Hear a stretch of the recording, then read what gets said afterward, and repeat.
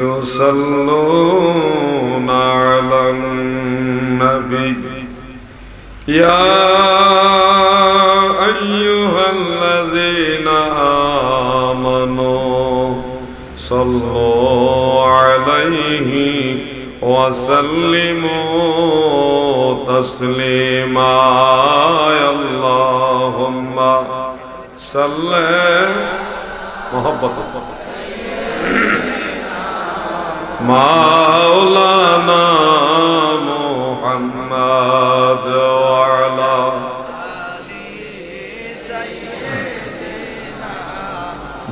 مولانا এই দুনিয়া পরে থাকবে একদিন আমরা থাকব না সবাই আমাদের ভুলে যাবে নবী গো আপনি ভুলেন না আল্লাহুম্মা সাল্লি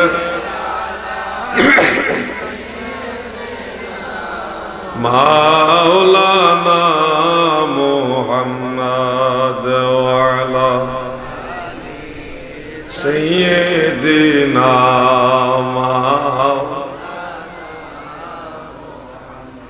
ذكر لا إله إلا الله لا إله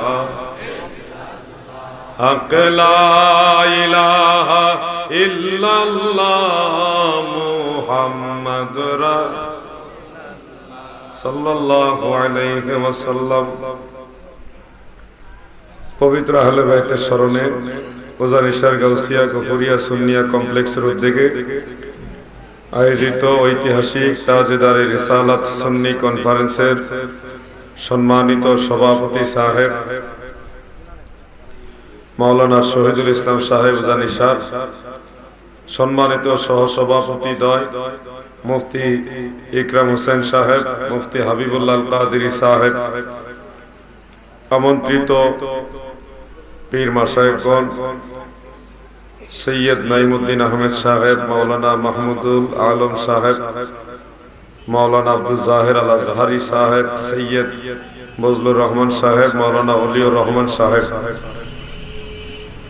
আলোচনা করেছেন বাংলার সুন্নিয়তের নবী আল্লামা আবুল কাসেম নুরি সাহেব আমাদের মাঝে উপস্থিত আছেন সুন্নি জামাতের অতন্ত্র প্রহরী সারা বিশ্বের আশিক রাসূলদের অন্তরের হৃদয়ের স্পন্দন আহলে সুন্নাতুল জামাতের অন্যতম গণবী আমার শ্রদ্ধাভাজন ব্যক্তিত্ব হাফেজ মাওলানা ওলিউল্লাহ আশিকি সাহেব আমাদের মাঝে আলোচনা করবেন এই ব্রাহ্মণবাড়িয়ার গৌরব সুন্নি জামাতের সিংহ পুরুষ আল্লামা মুফতি গিয়াসউদ্দিন আত-তাহিরি সাহেব এছাড়াও আমন্ত্রিত অতিথিবৃন্দ ওলামে আহলে সুন্নাত দিগার সুশিক্ষিত সমাজ আশেকান জাকেরান ধর্মপ্রাণ মুমিন মুসলমান ভাইয়েরা পর্দানিশী মা ও বোনেরা সকলের প্রতি আন্তরিক মোবারকবাদ আপনাদের সবাইকে নিয়ে মহান স্রষ্টা রব্বুল ইজ্জত আল্লাহ জাল্লা শানুহু আম্মা নওয়ালুহু দরবারে শুকরিয়া জানাই যে মহান প্রভু আমাদেরকে জান্নাতের বাগানে বেহেশতি পরিবেশে আসার তৌফিক দিলেন সে আল্লাহর দরবারে সবাই বলুন আলহামদুলিল্লাহ বিনা চাওয়ায় বিনা দরখাস্তে আল্লাহ তাআলার খাস দয়ায় সাইয়্যিদুল মুরসালিন রাহমাতুল লিল আলামিন দয়াল নবীজির উম্মত হওয়ার সুযোগ আল্লাহ করে দিলেন এই জন্য আবারও আল্লাহর দরবারে বলি আলহামদুলিল্লাহ আমাদের উম্মতে মুহাম্মাদির মধ্যে ৭৩ ফেরকা এর মধ্যে জান্নাতি ফেরকা বা দল হলো একটা এটা আমরা সবাই জানি জান্নাতি দল কয়টা আর জাহান্নামী ৭২টা এরা সবাই আমাদের নবীর উম্মত দাবিদার হবে কিন্তু অরিজিনালি সবাই জান্নাতে যাবে না শুধুমাত্র একটা দলই জান্নাতে যাবে তা আমরা কি সেই সঠিক দলে জান্নাতি দলে নবীর দলে তথা আহলে সুন্নাত ওয়াল জামাতে থাকার ইচ্ছা আছে না নাই সবাই বলেন আছে না নাই মনোযোগ আল্লাহর কাছে আরো শুকরিয়া জানাই যে দয়া করে আমাদেরকে আহলে সুন্নাত ওয়াল জামাতের আকায়েদের মধ্যে রেখেছেন। এইজন্য আল্লাহর কাছে আবারও বলি আলহামদুলিল্লাহ। আমি এই ব্রাহ্মণবাড়িয়ার ছেলে, আমাকে স্নেহ করে এই মাহফিলে ইনভাইট করেছেন, বিদায় আন্তরিক শুকরিয়া জানাচ্ছি।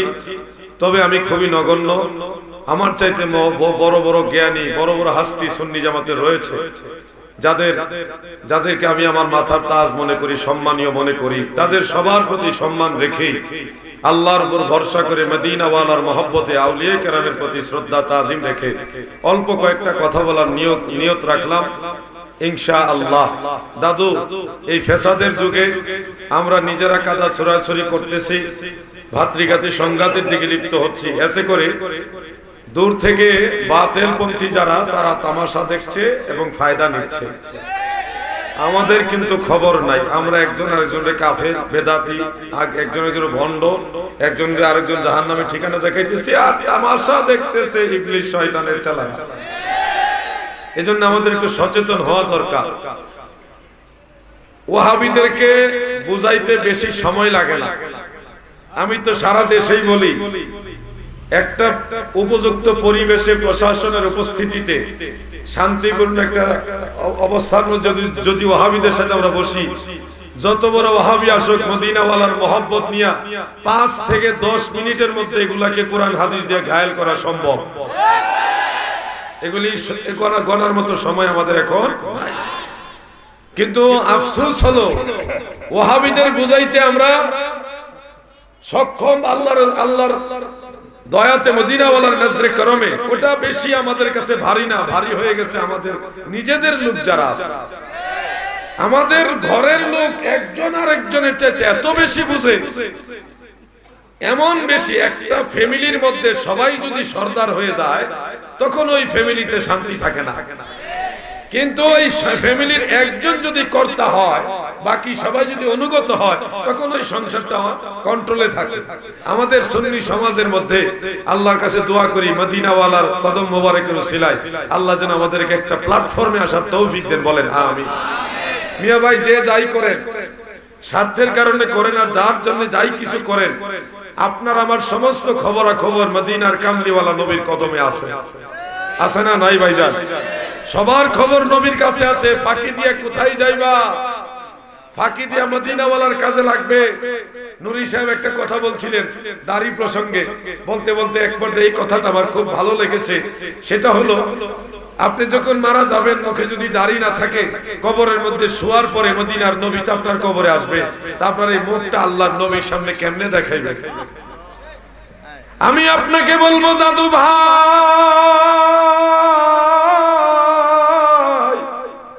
যার যার স্বার্থ ছেড়ে দিয়ে আমাদের সবার স্বার্থ যেন আমার নবীর স্বার্থ হয়, সুন্নিয়তের স্বার্থ আমাদের স্বার্থ, এটা যেন হয়। আর যদি জেনে শুনে নিজের স্বার্থকে বাস্তবায়িত করার চেষ্টা করি, আহলে সুন্নাত ওয়াল জামাতকে যদি আমার স্বার্থ না বানাই, তাহলে নবীজির কাছে যাইয়া আমাদেরকে জবাবদিহিতা করতে। বুখারী শরীফের একটা হাদিস আপনারা অনেকে জানেন, আমি স্মরণ করে দিচ্ছি। দেওবন্দি নুসখা প্রথম খণ্ড 453 পৃষ্ঠার মধ্যে হাদিসখানা উল্লেখ। মিশকাত শরীফের 506 পৃষ্ঠায় হাদিসখানা আছে এইভাবে। আন তারিক ইবনে শিহাব قال سمعت عمر رضي الله تعالى عنه يقول قام فينا النبي صلى الله عليه وسلم مقاما فاخبرنا عن بدائع الخلق حتى دخل اهل الجنات منازلهم واهل النار منازلهم رواه البخاري। হযরতে তারিক ইবনে শিহাব বলেন, আমি ওমর ইবনুল খাত্তাবের জবানে বলতে শুনেছি, আমার দয়াল নবীজি একটা মাকামের মধ্যে দাঁড়াইলেন, একটা জায়গায় দাঁড়ালেন, দাঁড়াইয়া আমাদের সামনে আখবারানা আনিল বাদাইল খালকে, সৃষ্টির শুরুতে আল্লাহ তাআলা কি করেছেন এই মর্মে নবীজি আমাদেরকে বলতেছেন। বলতে বলতে হাত্তা দাখালা আহলুল জান্নাতি মানাজিলাহুম, এমন কি কে কে জান্নাতে যাবে, জান্নাতের কোন জায়গায় থাকবে, ওয়া আহলুন নারি মানাজিলাহুম, কে কে জাহান্নামে যাবে, জাহান্নামের কোন জায়গায় থাকবে, এই পুরো ডিটেইলস বিস্তারিত আল্লাহর রাসূল আমাদেরকে বলে গেছেন। সুবহানাল্লাহ। তাহলে আল্লাহর নবী আমাদেরকে জানে নাকি জানে না? বলেন, আমার নবী আমাদের চিনে নাকি চিনে না? তাহলে সেই চিন্তাটা যেন আমাদের মনে থাকে। মিয়া ভাই শুনেন, কিসের ওয়াহাবি খারিজি এদেরকে কি বলবো, মুশকিলের জমানা করেছি। এমন একটা মুশকিল, এমন একটা জমানা, জাহেল যোগ করা বড় বড় আলেমদের বিরুদ্ধে কথা বলে, যারা মিশকাত শরীফের আবার এক লাইন পড়তে পারে না, এরা বড় বড় মুহাক্কিক আলেমদের বিরুদ্ধে কথা বলে। ওই যে রাসূলের ভবিষ্যৎবাণী, শেষ জামানায় এমন কিছু লোক বের হবে, তারা পূর্ববর্তীদেরকে, পূর্ব সালফে সালিহিনকে জাহেল বলবে বা তাদেরকে নিন্দাচার করবে। এটা কিয়ামতের একটা আলামত। হকের উপরে থাকার ইচ্ছা যদি থাকে, আমি সেই আলা হযরত কনফারেন্সে বলেছি, আল্লামা আইনুল হুদা সাহেবের আহ্বানে যে কনফারেন্স হয়েছিল টঙ্গীতে, সেখানে বলেছি আলেমদের কাজ দরবারের পক্ষে নয়। দরবারে যাবেন তাজকিয়ায়ে নফসের জন্য, আত্মশুদ্ধির জন্য, ইলমে লাদুন্নি হাসিলের জন্য। দরবার আপনার আমার দরকার আছে, পীর মাশায়েখ দরকার আছে, কিন্তু আলেমদের কাজ দরবার কেন্দ্রিক নয়। আলেমদের কাজ হবে আহলে সুন্নাত ওয়াল জামাত কেন্দ্রিক। ঠিক না বেঠে? এটা যেন আমাদের খেয়াল থাকে। আলেম হবে নবীর পক্ষে, আহলে সুন্নাত ওয়াল জামাত প্রতিষ্ঠার পক্ষে। প্রিয় ভাইরা আমার, মনোযোগ দিয়ে শুনেন। আখাউড়া আমরা মাহফিল করেছি 27 তারিখে, এই যে গত 27 তারিখে রেল স্টেশনের পাশে বিশাল জনসমাবেশ হয়েছিল। সেখানে ওয়াহাবিদেরকে ওয়াহাবি বলা নিষেধ ছিল প্রশাসনিকভাবে। আমরা সারা পৃথিবী জুড়ে বলতে পারবো, কোথাও আমরা বলিনি যে কোন মাহফিল আমাদেরকে সুন্নি বলে ডাকবেন না। বলেছি কোথাও আমরা? বরং আমরা বলি আমরা সুন্নি, আমাদেরকে সুন্নি বলো। কিন্তু ওনাদেরকে ওয়াহাবি বললে কষ্ট পায়, ওয়াহাবি বললে বেজার হয়। এতেই বোঝা যায় ওয়াহাবি জিনিসটা ভালো না। কেউ রাগ করেন না, ওয়াহাবি কইলে জ্বালাও রেখে, তুই ওয়াহাবি না, যখন কইলে খারাপ লাগে না বাদ দে, যেটা কইলে ভালো লাগে সেটা দা। আমরা সুন্নি, আপনারা কি সুন্নি না ওয়াহাবি? আপনাদেরকে সুন্নি বললে খুশি না বেজার? আসেন আমাদেরকে সুন্নি বলেন, সবাই বলেন আমরা সুন্নি, আপনাদের জন্য দোয়া করব হেদায়েতের জন্য। ওয়াহাবি বলে জলে খেলে রে ভাই, বুঝলাম না এটা যে কিতাব, এটার মধ্যে ভেজাল আছে, গন্ডগোল আছে। ঠিক না ঠিক ভাই? আমরা দুই মাহফিল করে আসছি, একদিন পরে না 2 দিন পরে আবার পাল্টা মাহফিল তারাও করছে, আগের থেকে ডিক্লার দিয়ে করছে। কিন্তু আমি যতটুকু খবর নিলাম, কোরআন হাদিস দেখাই আমরা কথা বলেছি, এরা তো উল্টা কোরআন হাদিসের বিরুদ্ধে আর কিছু বলতে পারে না। কই এগুলি ক্যাম্বেসারি করে গেছে। আচ্ছা আমি আপনাদের কাছে জানতে চাই, ক্যাম্বেসার যদি বলে, হ্যাঁ আমরাও গৌরব করে বলি আমরা মদিনা ওয়ালার ক্যাম্বেসার। ঠিক না বেটা? আল্লাহর নবীর ক্যাম্বেসার হওয়ার দরকার আছে না? না, সমস্ত আউলিয়া কেরাম দয়াল নবীর ক্যাম্বেসার, নবীর পক্ষে কথা বলেছে। তোমরা যখন নবীর ক্যাম্বেসার হইতে পারছো না, তোমরা ইবনে আব্দুল ওয়াহাব নজদীর দালাল হও। কিতা কইতাই রে বা বাল্লা করিয়া মুনুকা, একটু মনক্ষুণ্ণ হবেন না, একটু কথা বলি। দাদা আমার মনে অনেক কষ্ট। কেন? আমার বাহিরেও সমস্যা, ঘরেও সমস্যা, আমি কোন দিকে যাব? সুন্নি উলামায়ে কেরামদেরকে আমি অনুরোধ করি, আপনাদের পায়ে ধরে অনুরোধ করি, আলেম ভাইয়েরা আপনারা থাকবেন না, আমরাও কেউ থাকবো না। এই জমিনে মানুষ আল্লাহ চাহে তো ধারাবাহিক থাকবে, তাদেরকে একটা সঠিক প্ল্যাটফর্মে রেখে যান। আর কতদিন মুসলমানেরা, সুন্নি ভাইরা কতদিন আর ঝগড়া করবে? তাদেরকে একটা সুন্দর দিগদর্শন দেখান। মুহাক্কিক আলেমদের জন্য এটা জরুরি হয়ে গেছে এখন, সুন্নিদেরকে একটা সুন্দর প্ল্যাটফর্মে আনা এটা একটা জরুরি হয়ে গেছে।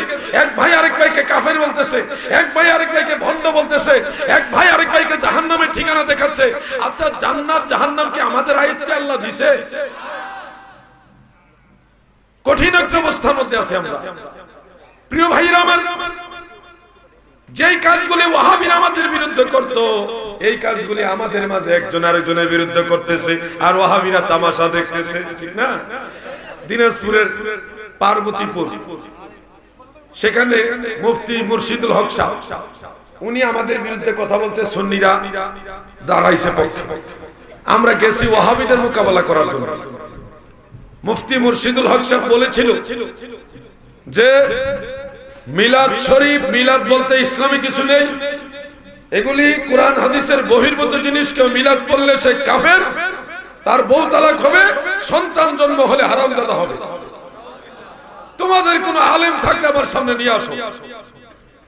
তাদের সেই লোকটা ছিল ইবনে আব্দুল ওয়াহাব নজদীর মতাদর্শী বিশ্বাসী, তার সাথে যুদ্ধ করতে গেছে।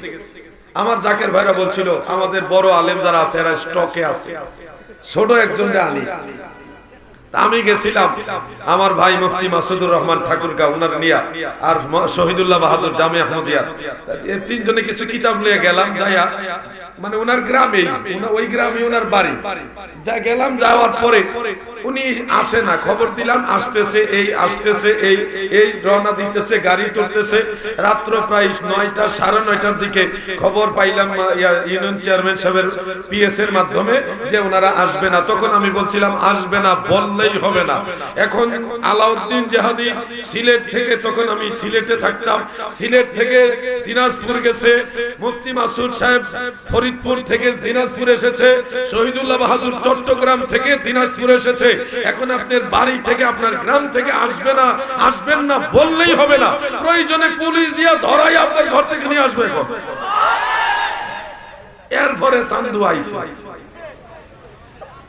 আইছে, কারণ ওই সময়টা প্রশাসনের সাপোর্ট ছিল, আমাদের সেনাবাহিনীর শীতকালীন মহড়া ছিল, ওনার আশেপাশে ছিল বিধায়কের পূর্ণাঙ্গ নিরাপত্তা আছিল।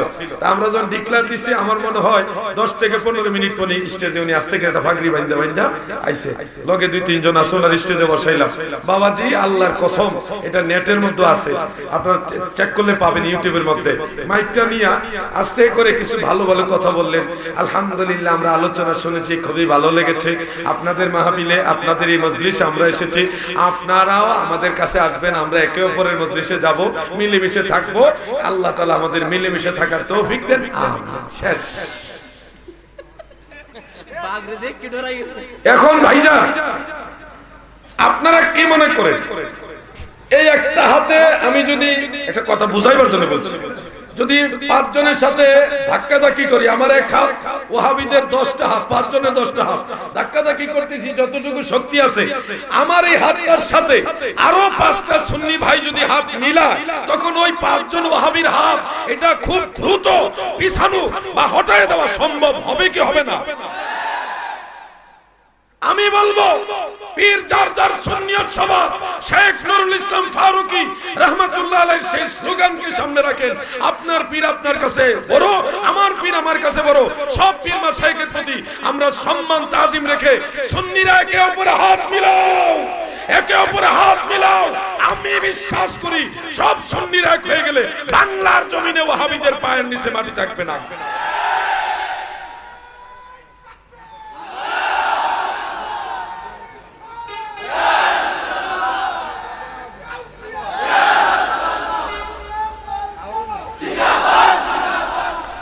ভুল ত্রুটি এগুলি আমাদের মাঝে থাকতেই পারে, আমরা একেবারে ভুলের ঊর্ধ্বে না।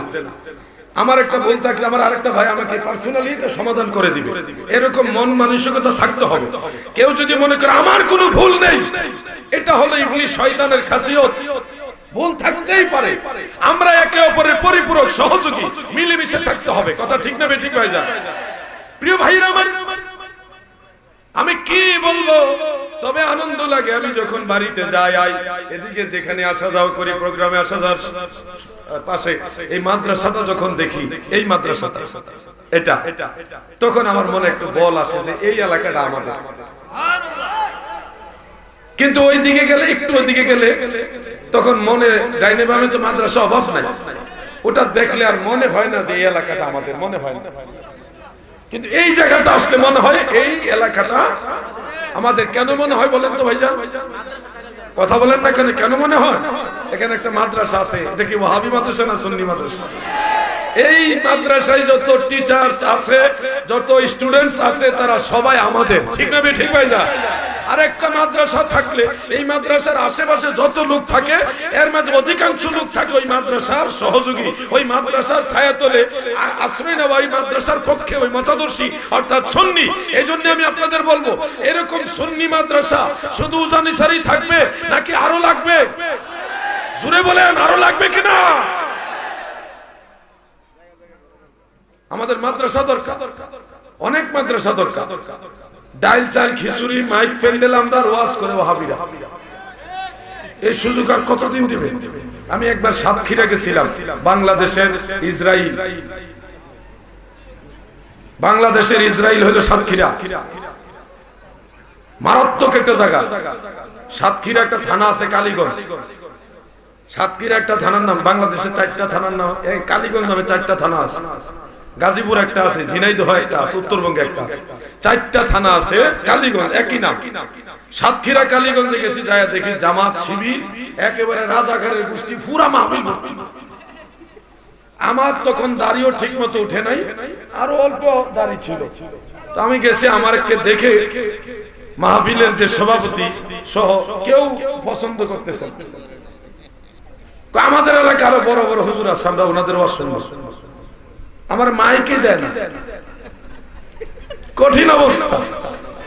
আমি চিন্তা করতেছি যে কি করা যায়, কি করা যায়। তো সভাপতি হিসাবে একটু বয়স্ক মানুষ, ওনারে খবর দিয়া যশোরের আমাদের জাহাঙ্গীর কবির ভাই, আমাদের দরবার শরীফের খাদেম, ওনারে দিয়া সেই সভাপতি হিসাবে রুমে নিয়ে বাংলা কিছু ফার্ম দিলাম, একবার সহজ কথা কই দিলাম। দেওয়ার পর উনি কয়, আপনি সিলেট থেকে আসছেন? আমি তখন সিলেট থাকতাম। সিলেট থেকে আসছেন, শাহজালালের দেশ থেকে আসছেন, আপনি ওয়াজ করবেন, আমরা সব শুনবো। হেরার ওয়াজ আমরা কি শুনবো? হেরার ওয়াজ আমরা সব সময় শুনবো, আপনি আসেন। কাজে লাগলো না। তারপরে আমি আর কি করবো, আমি রুমাল লইছি না, শুধু পাঞ্জাবি একটা গায়ে দিয়া লুঙ্গি ভরে স্টেজে গেছি, কারণ যদি পায়জামা ভরতে ভরতে আবার নিষেধ করে দেয় তাহলে তো ওয়াজ গেছে। লুঙ্গি ভইরা কোনো মতে স্টেজে গিয়ে উঠলাম। বাবাজি, আল্লাহর কসম আমার বিচার হবে হাসরের ময়দানে যদি মিথ্যা কথা বলি। দাদু, আমি স্টেজে ওঠার পরে সমস্ত লোক দাঁড়ায় গেছে, ইয়াং যুবক মুরব্বী সবাই, যে আমরা কোনো ওয়াজ শুনতে চাই না, আমরা প্রশ্নের উত্তর চাই। কি উত্তর দেব আমি? তখন আমি বললাম, আমার নাম আলাউদ্দিন জিহাদি, আপনারা কয় হাজার প্রশ্ন করতে পারেন আমি দেখবো, তবে বসে। এরপরে দেখি বইতাছে, প্রশ্ন দিল। প্রথম প্রশ্নই হলো, পীর সাহেবকে বাবা বলেন কেন? কোরআন হাদিসের কোন জায়গায় লেখা আছে পীরকে বাবা বলতে হবে? আমি তখন পরিচয় দিলাম যে আমি অমুক অমুক দরবারের লোক, বিশ্ব জাকির মঞ্জিরে বললাম আমি এই এই পরিচয়, আপনারা কারা? তখন তারা বলতেছে, আমরা জামাত ইসলামের লোক। তাই বললাম, আপনাদের দলের প্রতিষ্ঠাতার নামটা কি বলেন? বলতেছে সৈয়দ আবুল আলা মওদুদি। এরপরে তারা রহমাতুল্লাহ আলাইহি কইছে, আমি কই না। তাই আমি বললাম, দলিল পেয়ে গেছি। কি দলিল? এই যে আপনাদের দলের প্রতিষ্ঠাতার নামের মাঝে আমার দলিল, যেটার মধ্যে কি দলিল আছে? তাই বললাম যে আবুল আলা, আবুল মানে আব্বা, বাবা, পিতা। আবুল শব্দের বাংলা অর্থ কি? বাবা, আব্বা, বাবা, পিতা। আর আলা মানে সর্বোচ্চ, আলা না, আলা, আলা সর্বোচ্চ, সবচেয়ে উঁচা, সবচেয়ে বড়। আবুল আলা মানে সবচেয়ে বড় বাবা। তখন আমি কইলাম, আপনাদের দলের প্রতিষ্ঠাতা মওদুদি সাহেব যদি আপনাদের কাছে সর্বোচ্চ বাবা হইতে পারে, সবচেয়ে বড় বাবা হইতে পারে, শাহজালাল আমার কাছে ছোটখাটো বাপ হইতে পারে। এখন আপনারা আগে দলিল দেন, আপনাদের দলের প্রতিষ্ঠাতা এত বড় বাপ হইল কেন? ভাই, একটা মানুষের কোনো কথা নাই, সব চুপচাপ হয়ে গেছে। পুরোটা মাঠ ঠান্ডা, অথচ ওখানে আমার মাইরা কাইটা কুচি কুচি করে ফালাই দিলাম, আমার ফিরাইবার কেউ নাই। এমন একটা ডেঞ্জারাস এলাকায় গেছে। প্রিয় ভাইরা আমার, এখানে দৌলতবাড়ি হুজুর আসছেন দেখছি, আর অনেক মাশায়েখ এখানে ওনারা আছেন, ওলামায়ে আহলে সুন্নাহ। আমরা সুন্নি তরিকতপন্থী, আমরা পীর মাশায়েখদেরকে সম্মানার্থে বাবা বলি, বলি না? বলি। এটাকে নিয়ে অনেকে টিটকারিও করে, বাবা কেন বলি, মস্কারি করে। মিয়া ভাই, পাগলামি করেন না, শুনেন, সবই সব করেন, সবাই করেন, কিন্তু বদনামটা দেন সময় সব পাখি গু খায়, নাম কার? কম বেশি সব পাখি কিন্তু কায়দা মতো খায়, কিন্তু বদনামটা হয় একটা পাখি।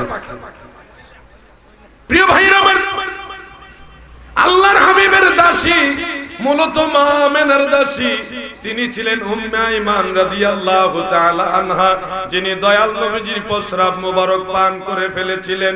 তাবারানীর মুজামুল কবিরের মধ্যে বিশুদ্ধ সনদে উল্লেখ, মাদারিজুন নবুওয়াতে শেখ আব্দুল হক মুহাদ্দিসে দেহলভী রাহমাতুল্লাহ আলাইহি তিনি উল্লেখ করেছেন, আল্লাহর নবীর প্রস্রাব মোবারক পাত্রের মধ্যে ছিল। সেই প্রস্রাব মোবারক রাতের বেলায় পানির পিপাসায় উম্মে আইমান দাসী এই প্রস্রাবকে পানি মনে করে পান করে ফেলেছিল। সকাল বেলায় আল্লাহর হাবিব বলেন, উম্মে আইমান গো, এই পাত্রের মধ্যে প্রস্রাব ছিল, এটা কি করেছো? উম্মে আইমান বলেন, ইয়া রাসূলুল্লাহ, আমার বড় পিপাসা লেগেছিল, আমি এই পাত্রের প্রস্রাব, এটা তো প্রস্রাব আমি বুঝি নাই, আমার কাছে জান্নাতি ঘ্রাণ মেশক আম্বরের চাইতে আরো সুন্দর ঘ্রাণ এসেছে, বিধায় আমি এটা পানি মনে করে পান করে ফেলেছি। আল্লাহর নবী বলেন, উম্মে আইমান কি করলি রে? তিনটা riwayate তিনটা কথা উল্লেখ। দয়াল নবীজি বলেন, যেই পেটের মধ্যে আমি নবীর প্রস্রাব মোবারক গেছে, ওই পেটে কোনোদিন রোগ বেমার হবে না। আর একটা riwayat উল্লেখ, দয়াল নবীজি বললেন, যেই পেটে আমি নবীর প্রস্রাব মোবারক গেছে, ওই পেট থেকে অথবা তোমার মাধ্যমে যত লোক দুনিয়াতে আসবে, তাদের শরীর থেকে জান্নাতি সুন্দর ঘ্রাণ বের হবে। আর একটা riwayat উল্লেখ, আল্লাহর হাবিব বলেন, আমি নবীর প্রস্রাব মুবারক পান করার উসিলায় তোমার জন্য জাহান্নামের আগুন হারাম হয়ে গেছে। সেই উম্মে আইমান নবীজির মা নন, নবীজির মায়ের দাসী ছিলেন। উম্মে আইমানকে আল্লাহর নবী মাঝে মধ্যেই সম্মানার্থে বলতেন, আনতে উম্মি বাদা উম্মি। এটা কোন কোন কিতাব আছে জানেন? কুখ্যাত লা মাযহাবী যারা, তাদের বড় একজন ইমাম, কথিত ইমাম কাজী শাওকানি, তার লেখা নাইলুল আওতারের মধ্যে আছে। এমনকি তারিখে দামেস্ক মানে তারিখ ইবনে আসাকির সেই কিতাবে সনদ সহকারে ঘটনাটা উল্লেখ, আরো কয়েকটা কিতাবের মধ্যে এই দলিলটা উল্লেখ রয়েছে। এই হাদিস থেকে বোঝা যায় নবীজি তার মায়ের মতো সম্মানিতা বিধায় উম্মে আইমানকে আনতে উম্মি, আপনি আমার মা, বাদা উম্মি, আমার মায়ের পরেও আপনি আমার মা। নবীজির চাচি হযরতে মাওলা আলী রাদিয়াল্লাহু আনহুর আম্মা জান ফাতেমা বিনতে আসাদ, তিনাকে নবীজি মাঝে মধ্যে বলতেন, আনতে উম্মি বাদা উম্মি, ওগো ফাতেমা বিনতে আসাদ, আপনিও আমার মায়ের পরে আমার একজন মা। এই হাদিস থেকে বোঝা যায় মায়ের মতো সম্মানিতা মহিলাদেরকে মা বলা যায়, নবীজির আমল থেকে প্রমাণিত। আর এই হাদিসের উপরে কিয়াস করে প্রমাণিত হয় বাবার মতো সম্মানিত ব্যক্তিদেরকে সম্মানার্থে বাবা বলা যায়। জানো না, বুঝো না, শুধু চিৎকারি করে শুনেন।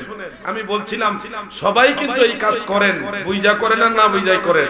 আপনাদের ছেলে সন্তানদেরকে ছোটবেলায় আব্বু বলে চুমা খাইছেন না? কেউ মেয়েদেরকে কি ডাকছেন? নিজের মেয়েকে আম্মু, মা, কত আদর করে ডাকছেন। আচ্ছা, ছেলেরে যে আব্বা ডাকলেন, মা বিয়া দিছেন? মেয়েরে যে মা ডাকলেন, কোন কারণে ডাকলেন? আদর করে ডাকছেন। মেয়ে সে তার আদর করে যদি মা ডাকেন, ছেলে তাকে আদর করে বাবা ডাকেন, এখানে কোনো অপরাধ নাই, গুনাহ নাই, পাপ নাই, এটা আদর। এই আদরটা যারা বোঝে না তারাই এগুলা নিয়ে টিটকারি কইরা সুন্নিদের মধ্যে একটা ডিভাইডেশন তৈরি করার চেষ্টা করে। আবার ওয়াহাবিরা তো টিটকারি করে।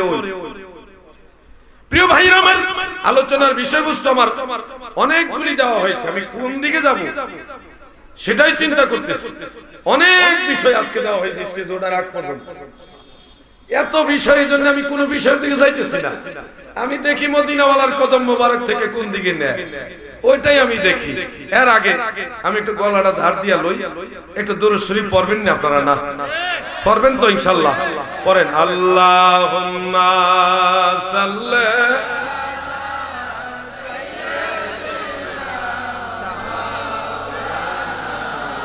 মুহাম্মাদ ওয়া আলা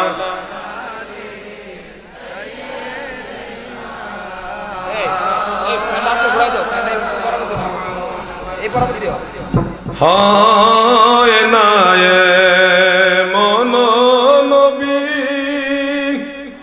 এই ভুবন মাঝার, কোন কালে কোন দেশ সে পাপীর কান্ডারো আল্লাহুম্মা জোরে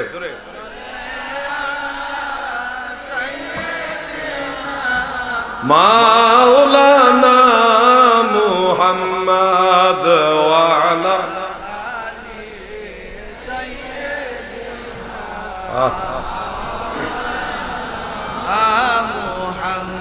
প্রিয় ভাইরা আমার, এই ফিতনার যুগে, ফেসাদের যুগে আমার শ্রদ্ধেয় ভাই বলেছিলেন, এই যে আজকে যিনি মাহফিলের মূল আহ্বায়ক শাহ মোহাম্মদ আল আমিন হাবিব আল কাদেরী সাহেবের ভাই, তিনি একটা কথা বলেছিলেন আহলে বায়াত সম্পর্কে কিছু কথা বলার জন্য। আহলে বায়াত কি আপনারা অনেকে জানেন, আবার হয়তো কিছু মানুষ আছে জানেন। আহলে বায়াত কি, এখানে বিষয়টা ব্যাপক ব্যাখ্যা করলে অনেক সময় লাগবে, আমি শর্টকাটে বলি।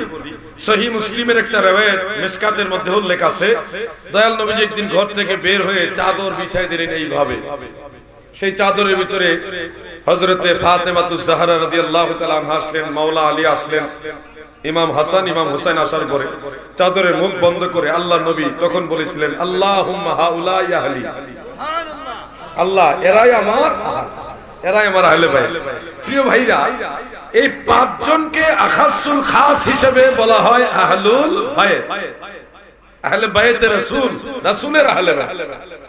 এই পাঁচজনের মধ্যে বিশেষত্ব আছে।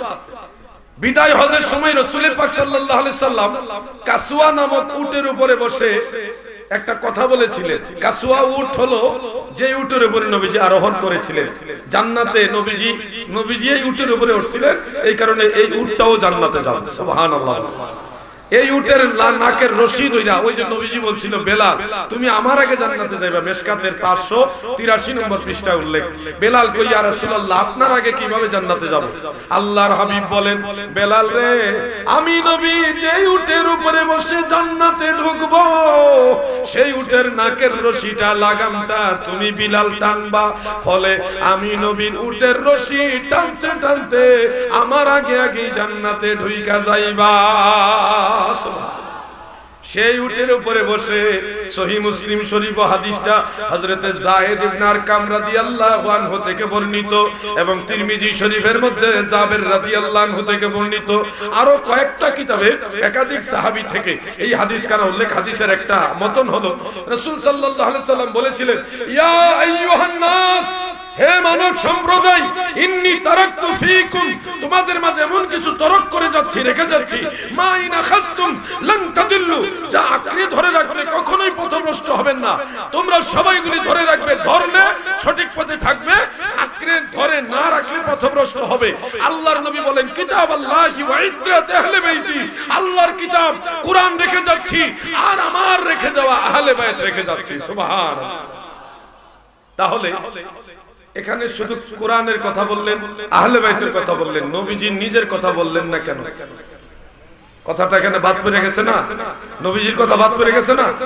এখানে নবীজির কথা না বলার কারণ হলো 30 পারা কোরআন, এটা হলো থিওরিক্যাল কোরআন, আর সেই কোরআনের বাস্তব কোরআন হলো প্র্যাকটিক্যাল কোরআন, হলো স্বয়ং দয়াল নবী। সুবহানাল্লাহ। কারণ আপনি কোরআন বাস্তবায়ন করতে হলে নবীজি সারা কোরআন বাস্তবায়ন করতে পারবেন কি? পারবেন? আল্লাহর নবীকে অনুসরণ না করে শুধু কোরআন দেখাইয়া কেউ কি 2 রাকাত নামাজ পড়তে পারবেন? পারবেন? কোরআন মধ্যে শুধু কোরআন দিয়া, শুধু কোরআন দিয়ে নবীজিকে অনুসরণ না করে আপনি কি শুধু কোরআন দিয়া একটা রোজা রাখতে পারবেন? সম্ভব না। কারণ কোন কাজ করলে রোজা ভাঙে, কোন কাজ করলে রোজা ভাঙে না, এই নিয়ম কানুন সুস্পষ্ট ভাবে কোরআনে ডিটেইলস একেবারে এক জায়গায় নাই। সেই বিষয়গুলি ক্লিয়ার নবী শিক্ষা দিয়েছেন। কিভাবে নামাজ পড়তে হবে, কিভাবে নামাজ পড়লে নামাজ মাকরুহ হবে, হারাম নামাজ ফাসিদ হবে, এই নামাজের পূর্ণাঙ্গ শিক্ষাটা নবীজি দিয়েছে। কোরআনের হুকুম বাস্তবায়ন করার শিক্ষা দিয়েছে দয়াল নবীজি। এইজন্য নবীজিকে বাদ দিয়ে কোরআন মানা যায়? কোরআন মানা হাকিকতে নবী মানা, নবী মানাই কোরআন। এই জন্য আলাদা এখানে নবীজির কথা রাসূল বলেন, শুধু আল্লাহর কিতাব আর আহলে বাইতের কথা বলছেন। কারণ শেষ যুগে নবীজি শরীয়তে পর্দা নেওয়ার পরে একটা অবস্থা যে আসবে, যে অবস্থানটা এমন হবে যে আহলে বাইতের পক্ষে এক গ্রুপ আর বিপক্ষে থাকবে আরেক গ্রুপ। এটা নবীজি জানতো কিনা? কথা কন। আল্লাহর নবী জানতো কিনা? আমাকে এক মাহফিলে প্রশ্ন করেছিল যে হুজুর আপনারা তো বলেন যে নবীজি গায়েব জানে, তো ইমাম হুসাইন কারবালায় শহীদ হবে, এটা কি নবীজি জানতো বা জানলে বলে গেছে কি? একেবারে কঠিন প্রশ্ন। কোন হাদিসে আছে কি যে ইমাম হুসাইন কারবালার ময়দানে শহীদ হবে? এই ধরনের কথা কি নবীজি বলেছে? আর যদি না বলে থাকে তাহলে এটা কেন বললেন না? তিনি তো গায়েব জানে, জানার পরে কেন বললেন না? তখন আমি বললাম আমার নবী জানতো, আবার বলেও গেছে, আপনাদের ওয়াহাবি খয়রাতের মুন্সিরা এগুলি জানে না। প্রিয় ভাইরা আমার, দুইটা কিতাবের নাম বা তিনটা কিতাবের নাম মনে রাখবেন। ইমাম হুসাইন কারবালায় শহীদ হবে এই কথাও নবী জানতো, এবং কার হাতে শহীদ হবে তার কথাও নবী বলেছে। দাদু ভাই আমার ইমাম আবু নুআইম ইসফাহানি রাহমাতুল্লাহ আলাইহি, তিনার লেখা একটা কিতাব আছে দালাইলুন নবুওয়াত। নাম কি? ইমাম বাইহাকির দালাইলুন নবুওয়াত আছে 4টা, এক নাম একটা লেখছে 4 জন। ইমাম বাইহাকির একটা, ইমাম ইসফাহানি রাহিমাহুল্লাহর একটা, ইমাম ফিরিয়াবির একটা, আরেকটা আছে। টোটাল 4 জন ইমামের লেখা দালাইলুন নবুওয়াত আছে। আলহামদুলিল্লাহ 4টাই আমার কাছে আছে। আমি আমার জীবনে আর কিছু করতে পারি আর না পারি, এমন আমার আল্লাহর উপর ভরসা করে নবীজির মহব্বতে দুষ্প্রাপ্য সকল কিতাবগুলি আমি সংগ্রহ করার চেষ্টা করতেছি। এই জন্য বাহাস মুনাজারা বেশি করার টাইম দেই না কেন জানেন? সর্বোচ্চ 10 মিনিট, নরমালি 5 মিনিট বাহাস মুনাজারার টাইম। এটা সারা দিন রাত 2 দিন 3 দিন বাহাস করার দরকার নেই। 5 মিনিট যদি টাইম হয় তুমি 2.5 মিনিট, আমি 2.5 মিনিট। 10 মিনিট যদি টাইম হয় তুমি 5 মিনিট, আমি 5 মিনিট। দুইজনের 5 মিনিট দলিল দিব, উনি ওয়াহাবি 5 মিনিট, আমরা সুন্নিরা 5 মিনিট। এমন কিছু দলিল, এমন কিছু কিতাব আমাদের সংরক্ষণে আছে, আগের যুগের কিতাব, এমন কিছু হাদিসের কিতাব আছে, একটা দলিল দেব যে এই দলিল তার 14 গোষ্ঠীর নাম ও শুনছে।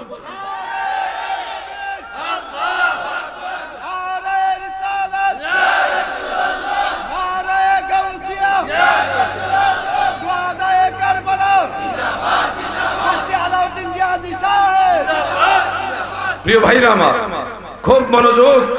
এই ফেসাদের যুগে একেবারে নিশ্চিন্তে আহলে সুন্নাত ওয়াল জামাতে থাকেন আর নেক আমল করেন। ইন্নাল্লাযীনা আমানু ওয়া আমিলুস সালিহাতি লাহুম জান্নাতুন তাজরি মিন তাহতিহাল আনহার। যারা ঈমান আনয়ন করে এবং নেক আমল করে, আল্লাহ তাআলা বলেছেন লাহুম জান্নাত, তাদের জন্য জান্নাত। সুবহানাল্লাহ। এই জন্য নিশ্চিন্তে সুন্নি জামাতে থাকেন, আমল করতে থাকেন, বেজাল আমল করেন না। সহি আমল, বেজাল কোনটা আর সহি কোনটা? বেজাল সহির ব্যাখ্যা আমি সামান্য একটু দিব প্রিয় ভাইরা। তবে একটা উদাহরণ হিসেবে আমি দেই। আমাদের সুন্নি ভাইরা অনেকে আজানের আগে নবীরে সালাম দেয়, দিলে অনেকে এটাকে ভেজাল মনে করে। অনেক সুন্নিরাই মনে করে এটা জায়েজ। অনেক সুন্নিরা, বড় বড় বক্তা আছে সুন্নি জামাতে, ওনাদেরকে প্রশ্ন করলে যে আজানের আগে সালাতু সালাম আছে কিনা, ওনারা এটাকে সম্পূর্ণ বেদাত নাজায়েজ বলে দেয়। এমন বক্তাও আমি পাইছি। তা আলহামদুলিল্লাহ ওনার সাথে কিছুদিন আগে মাহফিল ছিলাম একসাথে। ওনার ইস্তেদে বসায় রেখে সুন্নিরা চালাক আছে, উনি যেটি মানে না এই প্রশ্নটি আমারে দিছে। এরপরে ওনারে দিছে, উনি আবার আপনি উত্তর দিয়ে দেন। আমি কি আমনে থাকতে আমি উত্তর দেবো তো কোনা দিয়ে দেন। আমি দেখলাম মদিনাওয়ালার কদম মুবারক থেকে চাবিটা আমার দিকে ঘুরাই দিছে। ছায়া দেখি ওই হেডি হাই হাই। এখন এর মাঝে আজানের আগে সালাতু সালামের মাসালাও আছে, আরো আছে কয়েকটা। আমি সবটি বললে চিন্তা লাগে, এই জন্য সবটি কইতাম। দাদু ভাই আমার শুনেন, একটা কথা হলো ভাইজান, আমি আলাউদ্দিন জিহাদির ব্যক্তিগত কোনো দল নেই, আমার কোনো দল নেই। আমার কিসের দল? আপনারও কোনো দল নেই। আমরা সবাই আমাদের দয়াল নবীজির দলের লোক। আমাদের নবীর দলের লোক হিসেবে আপনি কি আনন্দিত নন? কথা বলেন না কেন? আনন্দিত নন? আরে নবীজির দলের চাইতে আর বড় দল কোনটা? আমার নবীজি যেই দল, আমরা ওই দলের লোক। এখানে অমুক পিসাব আলাদা কেউ দল দেখাইলে এই দল বাদ দেন, ফিরি বাদ দিয়ে সব পীর সাহেবরা মদিনাওয়ালার দলের লোক, ঠিক না বেটে? আমাদের দল একটা, সেই দলের নাম আহলে সুন্নাত। হ্যাঁ, এক একটা প্ল্যাটফর্মে পীর মাশায়েখরা সম্মানার্থে এক একটা সংগঠন করে, ওটা মূলত আহলে সুন্নাত ওয়াল জামাতের এন্টিনা। এটা জাস্ট একটা নিজেদের লোকগুলিকে একত্রে রাখার একটা কৌশল। ওটা আহলে সুন্নাত ওয়াল জামাতের এন্টি হিসেবে আমরা দেখি না। কিন্তু কেউ যদি মনে করে আমার পীর যেটা কইছে ওইটাই ঠিক, তোরা আহলে সুন্নাত এটা বাদ দে, আমারটা ঠিক, ওইটা হলো খারাপ। একঘেয়েমি করবেন। আমাদের ব্যক্তিগত মত প্রতিষ্ঠা করার জন্য আমরা যেন তৎপর না হই, বরং আহলে সুন্নাত ওয়াল জামাতের মত প্রতিষ্ঠা করার জন্য আমরা তৎপর হই। আমি ফেসবুকে একটা দেখলাম, স্ট্যাটাস দেখলাম, এক ভাই ছাড়ছে যে রাসূলের পাক সাল্লাল্লাহু আলাইহি ওয়াসাল্লামের শরীয়তে পর্দা নেওয়ার পরে আবু বকর সিদ্দিক রাদিয়াল্লাহু আনহুর খেলাফতের আমলে মা ফাতেমাতুজ জাহরা রাদিয়াল্লাহু তাআলা আনহা তিনি ঘরের মধ্যে হযরত আবু বকর নাকি করলেন, গ্রেফতারি পরোয়ানা জারি করলেন যে আলীকে ঘর থেকে ধরে নিয়ে আসুন। তখন কয়েকজন ফোর্স আসলো, এসে ওনাকে ঘরে পায় নাই, না পাইয়া পরে আবু বকর ওমর দুইজন আসলো, আয়েশা ঘরের মধ্যে মানে হযরত আলী রাদিয়াল্লাহু আনহু ঘরের মধ্যে দরজার মধ্যে নাকি লাথি মারছে। লাথি মারার পরে দরজা নাকি মা ফাতেমা অন্তঃসত্ত্বা ছিল, মানে প্রেগন্যান্ট ছিলেন। এই অবস্থায় দরজা আঘাত লাগা মা ফাতেমা ওই অবস্থায় নাকি এই আঘাতের রক্ত প্রবাহিত হতে হতে নাকি ইন্তেকাল হয়েছে। আবু বকর সিদ্দিক, হযরত ওমর রাদিয়াল্লাহু আনহুমা ওনারা নাকি লাথি দিয়া মা ফাতেমাকে ইন্তেকাল করাইছে। এই ঘটনাটা ফেসবুকে ছাড়ছে। কিন্তু আপনারা জানেন কিনা ভাইজান, এগুলি সাধারণত হঠাৎ করে কেউ বললে অনেকে বিশ্বাস করে ফেলবে, কিন্তু এটা সম্পূর্ণ বানোয়াট একটা কথা। বানোয়াট কথা। কেন মিথ্যা কথা বলো? মা ফাতেমার ইজ্জত আল্লাহ এমনি বাড়াইছে। আরে মা ফাতেমার ইজ্জত কেউ কমাইতে পারবে না, ঠিক না বেঠে? তোমরা কেন খোলাফায়ে রাশিদিনের উপর আক্রমণ করো? হ্যাঁ, অরিজিনাল মা ফাতেমাতুজ জাহরা রাদিয়াল্লাহু তাআলা আনহার ইন্তেকালটা কিভাবে হয়েছিল এটা পেয়েছি আমি ইমাম বুখারীর উস্তাদ ইমাম আহমদ ইবনে হাম্বল রাহমাতুল্লাহ আলাইহি লেখা একটা কিতাব আছে মুসনাদ আহমদ। এটা বেশি বড় কিতাব না, এই এতটুকু উঁচা হবে, আরো বড় হবে, বেশি বড় না। ওটার মধ্যে নির্ভরযোগ্য সনদে উল্লেখ আছে, আরো কয়েকটা কিতাবের ঘটনাটা উল্লেখ। নবীজির স্ত্রী উম্মে সালামা রাদিয়াল্লাহু তাআলা আনহা তিনি বলেন, হযরতে ফাতেমাতুজ জাহরা রাদিয়াল্লাহু তাআলা আনহা তিনি অসুস্থ, বিছানায় শুয়ে আছেন, উঠতে পারেন না, এমন অসুস্থ। হযরত আলী হলেন ব্যবসার কাজে বাইরে। একদিন আম্মাজান ফাতেমাতুজ জাহরা অসুস্থ অবস্থায় বিছানা থেকে বলতেছেন, ওগো আমার আম্মাজান উম্মে সালামা, নবীজির স্ত্রী, তিনাকে লক্ষ্য করেন। মা ফাতেমা বলতেছে, আমাকে একটু উঠান, আমি গোসল করব। ফাতেমাতুজ জাহরা রাদিয়াল্লাহু তাআলা আনহা নিজে নিজে উঠলেন। ওই দিন একটু সুস্থ অনুভব করলেন, এরপরে গোসলের পানি দিলেন, গোসল করলেন, নিজে নিজেই গোসল করলেন। কিন্তু এমন অসুস্থ ছিলেন, উঠতে পারতেন না। ওই দিন একটু আলাদা সুস্থ হয়েছেন। মা ফাতেমাতুজ জাহরা নিজে নিজেই গোসল করলেন এবং নতুন কাপড় পরিধান করে উম্মে সালমাকে বলতেছেন, আমি বিছানায় শুইলাম, কিছুক্ষণের মধ্যে ইন্তেকাল করব। সুবহানাল্লাহ বলেন। নিজের ইন্তেকালের খবর তিনি নিজেই আল্লাহর তরফ থেকে বলে দিচ্ছেন, ওগো আমার আম্মা জান, আমি কিছুক্ষণের মধ্যে ইন্তেকাল করব। আমি গোসল করেছি, আমার আর গোসলের দরকার নাই। আমি নতুন কাপড় পরে নিয়েছি, আমার আর নতুন কাপড়ের দরকার নাই। আমি ইন্তেকাল করার পরে গোপনীয়ভাবে জানাজাটা পরে আমাকে দাফন করবেন, আর আমার স্বামীকে আমার সালাম জানাইয়া বলবেন আমি তিনার প্রতি সন্তুষ্ট, তিনি যেন আমার জন্য দোয়া করে। সুবহানাল্লাহ। এরপরে তিনি ইন্তেকাল হইলেন, স্বাভাবিক ইন্তেকাল।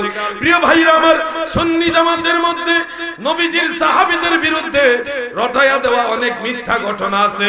এগুলি শুনে আবার মনে করেন না যে এটা আসলে হক।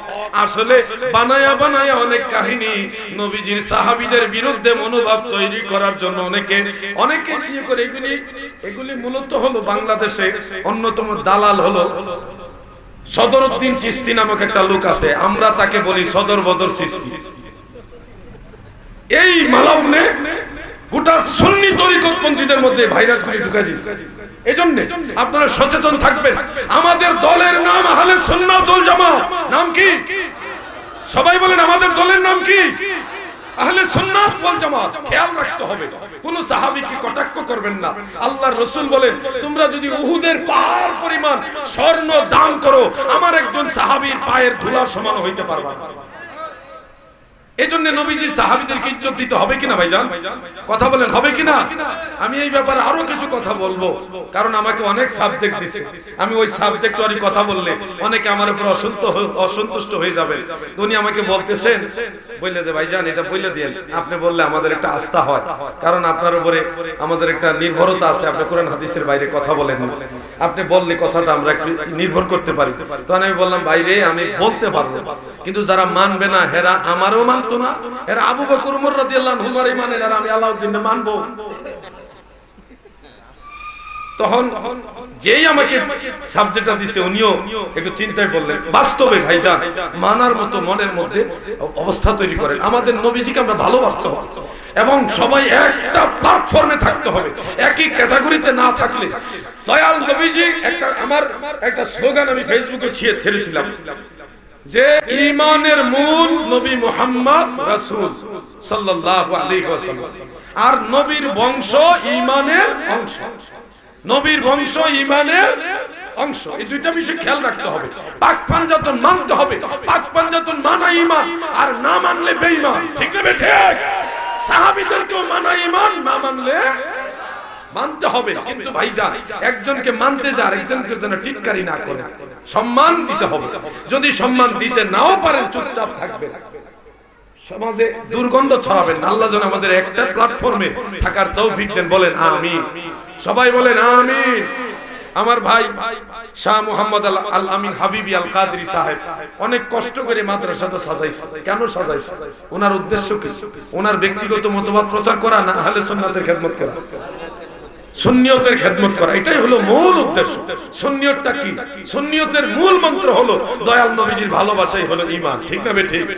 সেই ভালোবাসা অর্জনের জন্য নুরি সাহেব কয়েকটা পয়েন্ট আপনাদের কাছে বলে গেছে। আমি আপনাদেরকে একটা কথা বলবো কি ভাইজান? না গুসা নিচ্ছেন? সেই পন্থাটা হলো, যত সুন্নি তরিকতপন্থী আছেন আপনারা নিজেরা অনুষ্ঠান করলে সবাইরে দাওয়াত দিয়ে একসাথে বসে খাবেন। আবার এই বাড়িওয়ালা ওই বাড়িওয়ালারে খাওয়াবেন, ওই বাড়িওয়ালা এই বাড়িওয়ালা খাওয়াবেন। তরিকাপন্থীরা যারা আছেন সবাই একটা মিল মিশে একটা সুন্দর প্ল্যাটফর্ম আমরা চেষ্টা করলে কি পারবো না? কেউ পারবেন না? ইনশাআল্লাহ পারবো। আর এই ব্রাহ্মণবাড়িয়া আমি খুব কষ্ট পেয়েছি গতকাল। আল্লামা সাইফুর রহমান নিজামী সাহেব, একজন বিখ্যাত আলেম, যিনি বুখারী শরীফের শরহ লিখেছেন, সেই সাইফুর রহমান নিজামী সাহেব এরা স্টেজে উঠতে যায় না, ভাদু করে। এই ভাদু করে তাহিরি সাহেবকে স্টেজ উঠতে দেন, আমার বিরুদ্ধে দাঁড়াইছে। কসবাতে তাহিরি সাহেবকে মাহফিল করা বন্ধ করে দিচ্ছে। সাইফুর রহমান নিজামী সাহেবকে যদি স্টেজ উঠতে না দেয়, এই মিয়া কার জন্য যুদ্ধ করবা তোমরা? যার যার পীর যার যার কাছে বড়, আমরা সব পীরের মুরিদরা সুন্নি যারা আছি সব এক হবে। ঠিক না বেঠিক?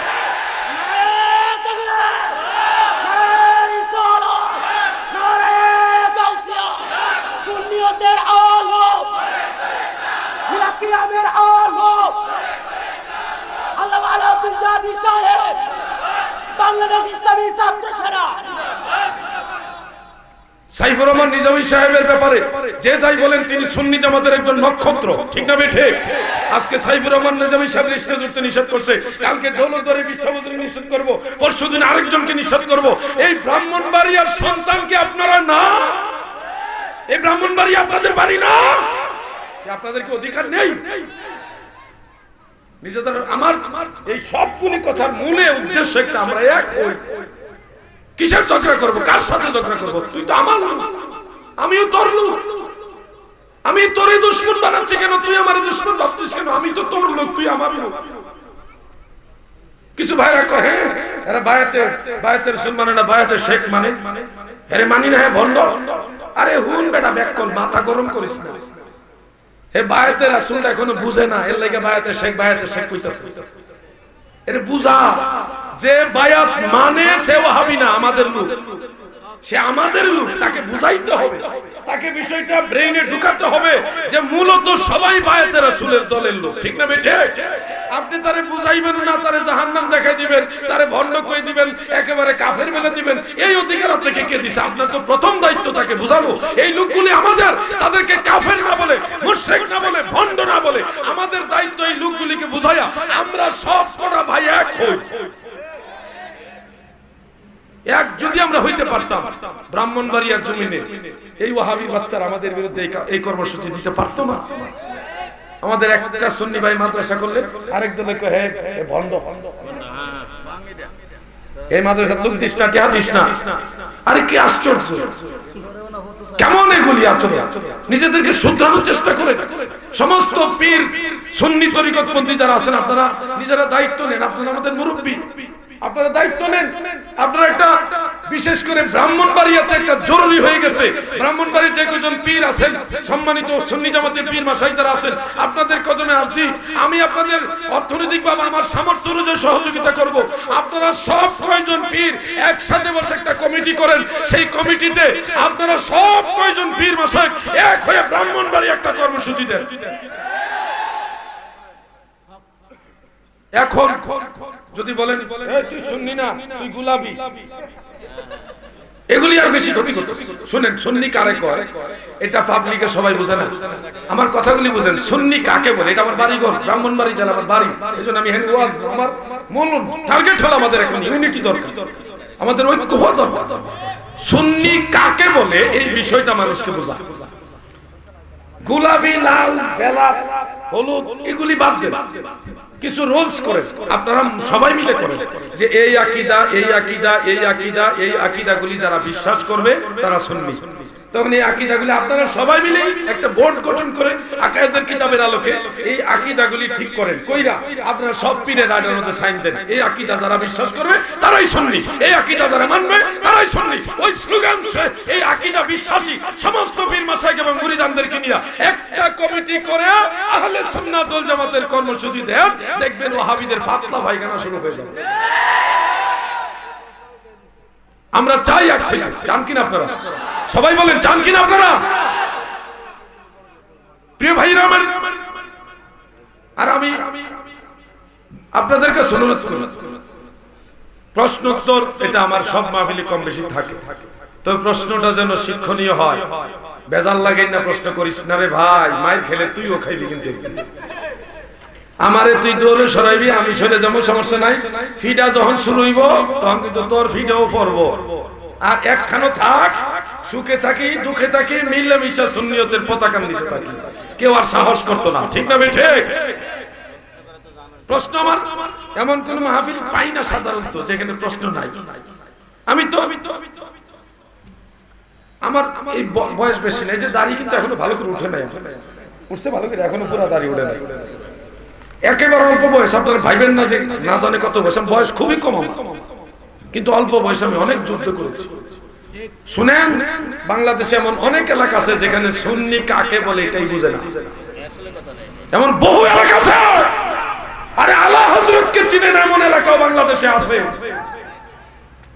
সবার অবদান মেনে নেন, যে যেখান থেকে সুন্নিয়তের খেদমত করছে তাদের অবদানটা অন্তর থেকে শ্রদ্ধার সাথে মেনে নেন, একে অপরের সাথে হাত মিলান। কারো অপূর্ণতা থাকলে আলোচনা সাপেক্ষে সে পূর্ণতা আমরা করব, কিন্তু এই তুই সুন্নি না, তুই ভণ্ড, তুই কাফের,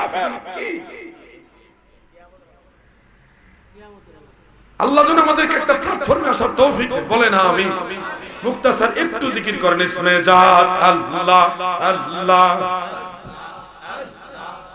জোরে আল্লাহ আল্লাহ,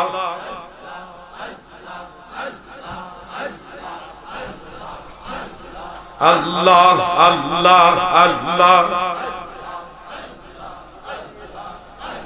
লা ইলাহা ইল্লাল্লাহু মুহাম্মাদুর রাসূলুল্লাহ সাল্লাল্লাহু আলাইহি ওয়াসাল্লাম।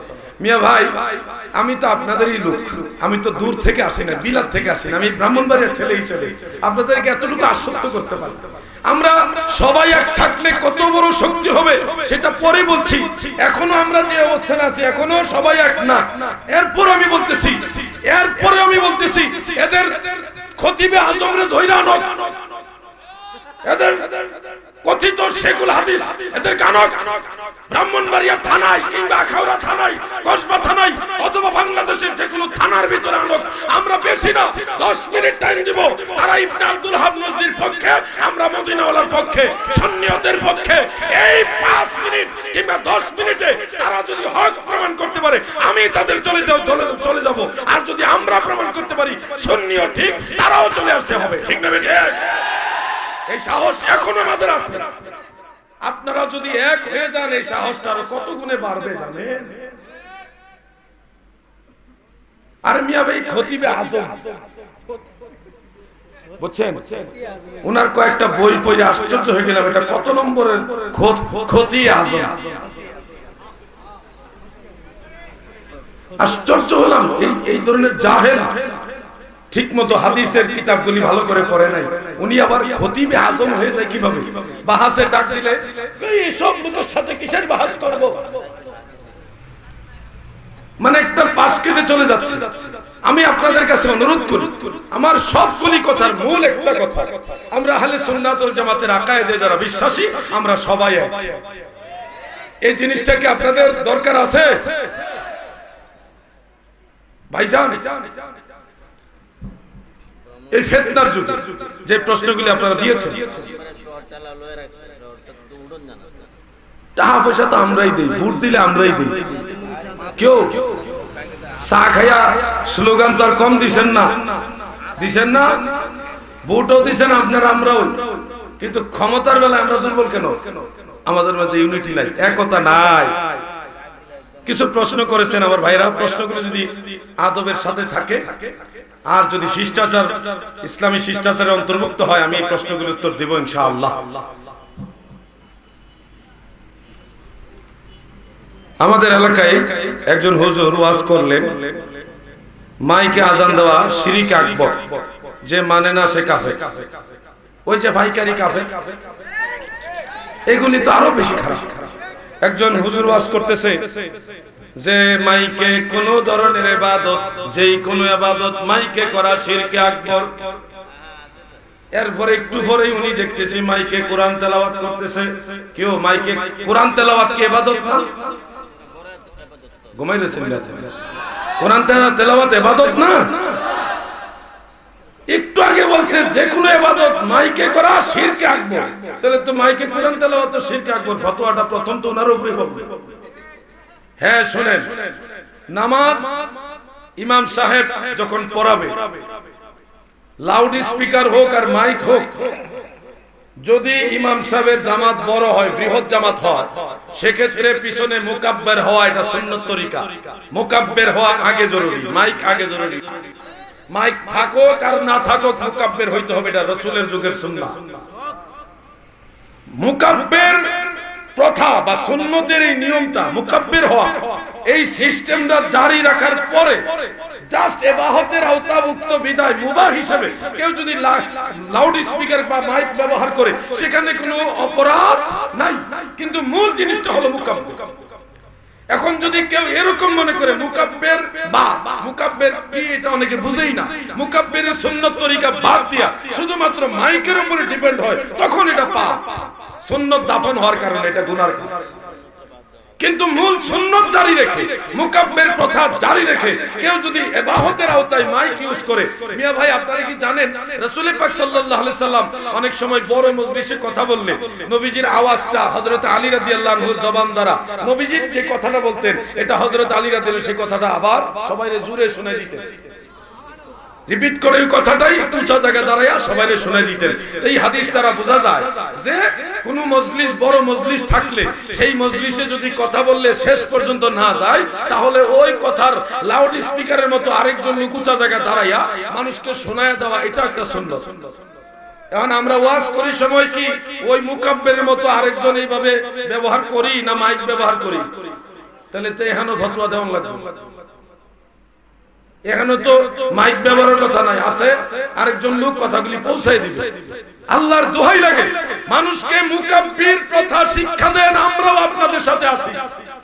আপনি জান বিশ্ব জাকের মধ্যে, আমি একটা জাস্ট বোঝানোর জন্য বলছি, বিশ্ব জাকের মঞ্জিলে যত নামাজের জামাত হয় প্রত্যেকটা নামাজের আগে মুকাব্বির হবেন, মুকাব্বির জিনিসটা শিক্ষা দেয়, এরপরে মানে মুকাব্বির সুন্নাত জিনিসটা শিক্ষা দেন, শিক্ষাও দিবেন না খালি শিরিক শেখায় জাহান্নামে পাঠাইবেন। আপনি কি ব্যবসা লইছেন শিরিক?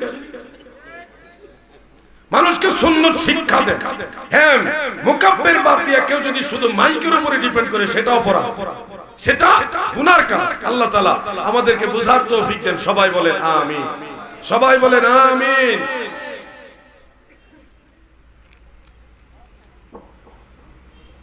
ওয়াহাবিরা কি মুসলমান নন?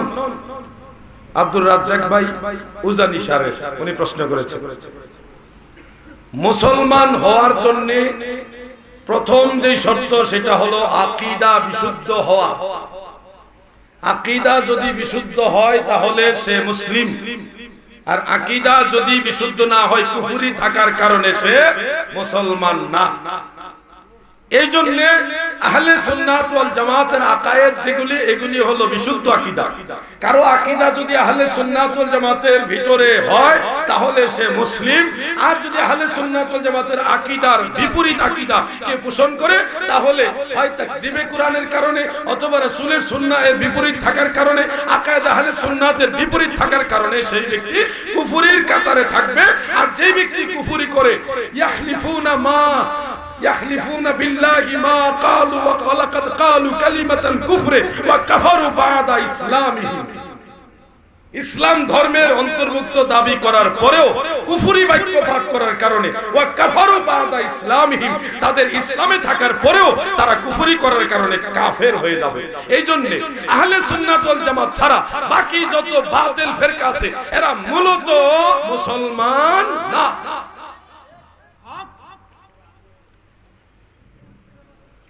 আমি আর কয়েক মিনিট প্রশ্ন উত্তরগুলি দিয়ে দিচ্ছি, কষ্ট নেবেন না। এই আলোচনা এখন আমি এই প্রশ্ন উত্তর যাইতাম না, যেহেতু প্রশ্নগুলো আমার কাছে এসেছে আমি কিন্তু চেয়ে আনি না, তাহলে আমি আমার ধারাবাহিক বয়ান চালাইতাম। এখানে এক ভাই প্রশ্ন করেছেন, আমিরে মুয়াবিয়া সাহাবী নাকি মুনাফিক নাকি কাফের ছিলেন? মোহাম্মদ সাইফুল ইসলাম, সুনামগঞ্জ। মিয়া ভাই, আমার কথাগুলি শুনলে নিরপেক্ষভাবে শুনতে হবে, আমিও কারো পক্ষ নিয়ে কথা বলবো না, আর কারো যদি পছন্দ না হয় এটা আপনার ব্যাপার, কিন্তু ভাইজান কথাগুলি শুনেন শান্তিপূর্ণ মনোবেশ নিয়ে, মনোযোগ নিয়ে। আমিরে মুয়াবিয়া রাদিয়াল্লাহু আনহু, তিনাকে যত হাদিসের ইমাম আছে, ফিকহের ইমাম আছে, তারা সবাই সাহাবী হিসেবে মেনেছে। ইমাম বুখারী, ইমাম মুসলিম, ইমাম আবু দাউদ, ইমাম তিরমিজি, ইমাম নাসাই, ইমাম ইবনে মাজাহ, সিহাহ সিত্তার এই 6 ইমামের চাইতে কোরআন হাদিস বেশি বোঝে এমন কেউ আছেন না এখানে? আছেন কেউ? তাহলে সিহাহ সিত্তার 6 ইমামে আমিরে মুয়াবিয়াকে সাহাবী হিসেবে মেনেছে।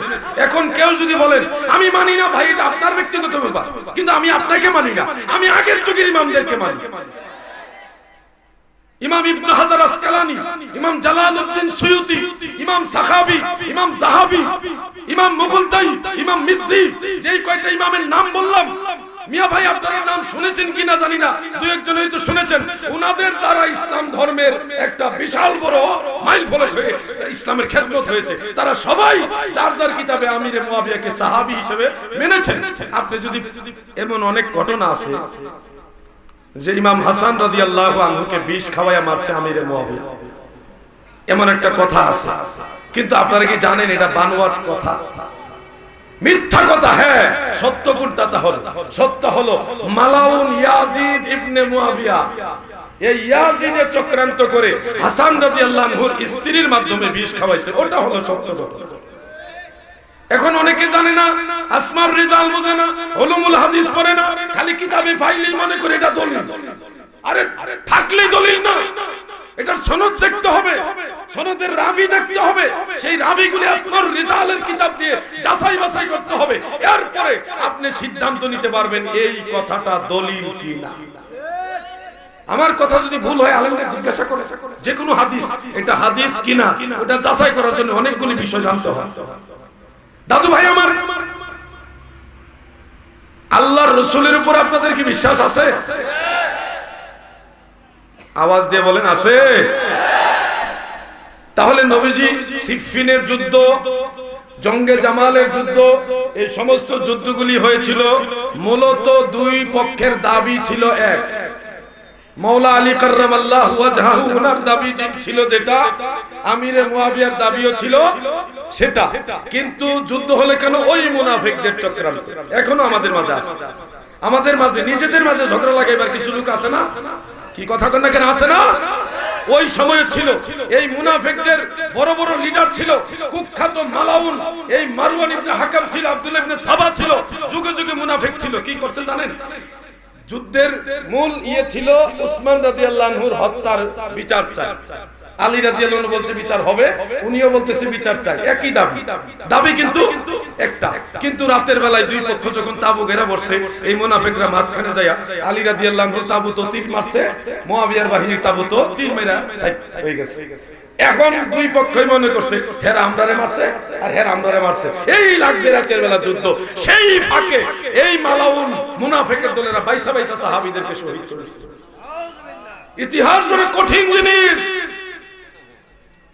এজন্য আপনাদের বলবো, হযরত মুআবিয়া সম্পর্কে আলা হযরত আজিমুল বারকাত আহমদ রাজা খান ফাজিল বেরলভী রাদিয়াল্লাহু আনহু, হযরত শায়েখ আহমদ সেরহিন্দি মুজাদ্দিদ আল ফিসানি রাদিয়াল্লাহু আনহু, হযরত খাজা গরিব নওয়াজ সহ যত হক্কানি সিলসিলা আছে, সমস্ত সিলসিলার যত মাশায়েখ নিজাম আছে, তারা সবাই এই ব্যাপারে মুআবিয়ার বিরুদ্ধে কেউ কথা বলে নাই। কেউ কথা না বললে অনেকে চুপ থাকছে, কেউ এটাকে নিউট্রাল রাখছে।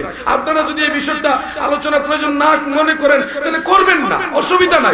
তবে কোন অবস্থায় হযরত আলী রাদিয়াল্লাহু আনহুর সাথে মুআবিয়াকে তুলনা দেওয়া যাবে না। উনি পাক পাঞ্জাতন আহলে বাইতের একজন। মনে রাখবেন বিষয়গুলি, হক যে বিষয়গুলি আমাদের সবাইকে মানতে হবে। আল্লাহর রাসূলের সাহাবী সবাইকে সম্মান করতে হবে। যদি বাই চান্স এমন হয় যে মুআবিয়ার বিরুদ্ধে আপনি কথা বলতেছেন, অরিজিনালি তিনি সাহাবী, তখন আপনার তো জিন্দেগিটা শেষ হয়ে গেল দাদা। আপনি ওনার সমালোচনা করার দরকার নাই, আলোচনা করার দরকার নাই। রাসূলের প্রতি ঈমান রেখে নিজের অবস্থানে থাকেন। আল্লাহর দয়ায় মদিনাওয়ালার উসিলায় আপনি ঈমানের সাথে জান্নাত পর্যন্ত যাইতে পারবেন ইনশাআল্লাহ। এই বিষয়টা এতটুকু আমি রাখলাম। আহলে সুন্নাত ওয়াল জামাতের আকীদা হলো তিনি সাহাবী ছিলেন। ইমাম মালিক ইবনে আনাস রাহমাতুল্লাহ আলাইহি, মালিকি মাযহাবের ইমাম, ওনার একটা ফতোয়া আছে যেটা শিফা শরীফে কাজী আইয়াজ রাহমাতুল্লাহ আলাইহি তিনি স্পষ্ট উল্লেখ করেছেন, কেউ যদি আমিরে মুআবিয়াকে গালাগালি করে, ইমাম মালিক বলছে এটা কুফরি। সাহাবীদেরকে গালাগালি করা কি কুফরি। এজন্য আলোচনা করতে না পারলে চুপ থাকেন বাস। অন্তত পক্ষে যদি আপনি সমালোচনা করেন আর অরিজিনালি যদি উনি সাহাবী হয়, তাহলে আপনি ধরা খেয়ে যাবেন।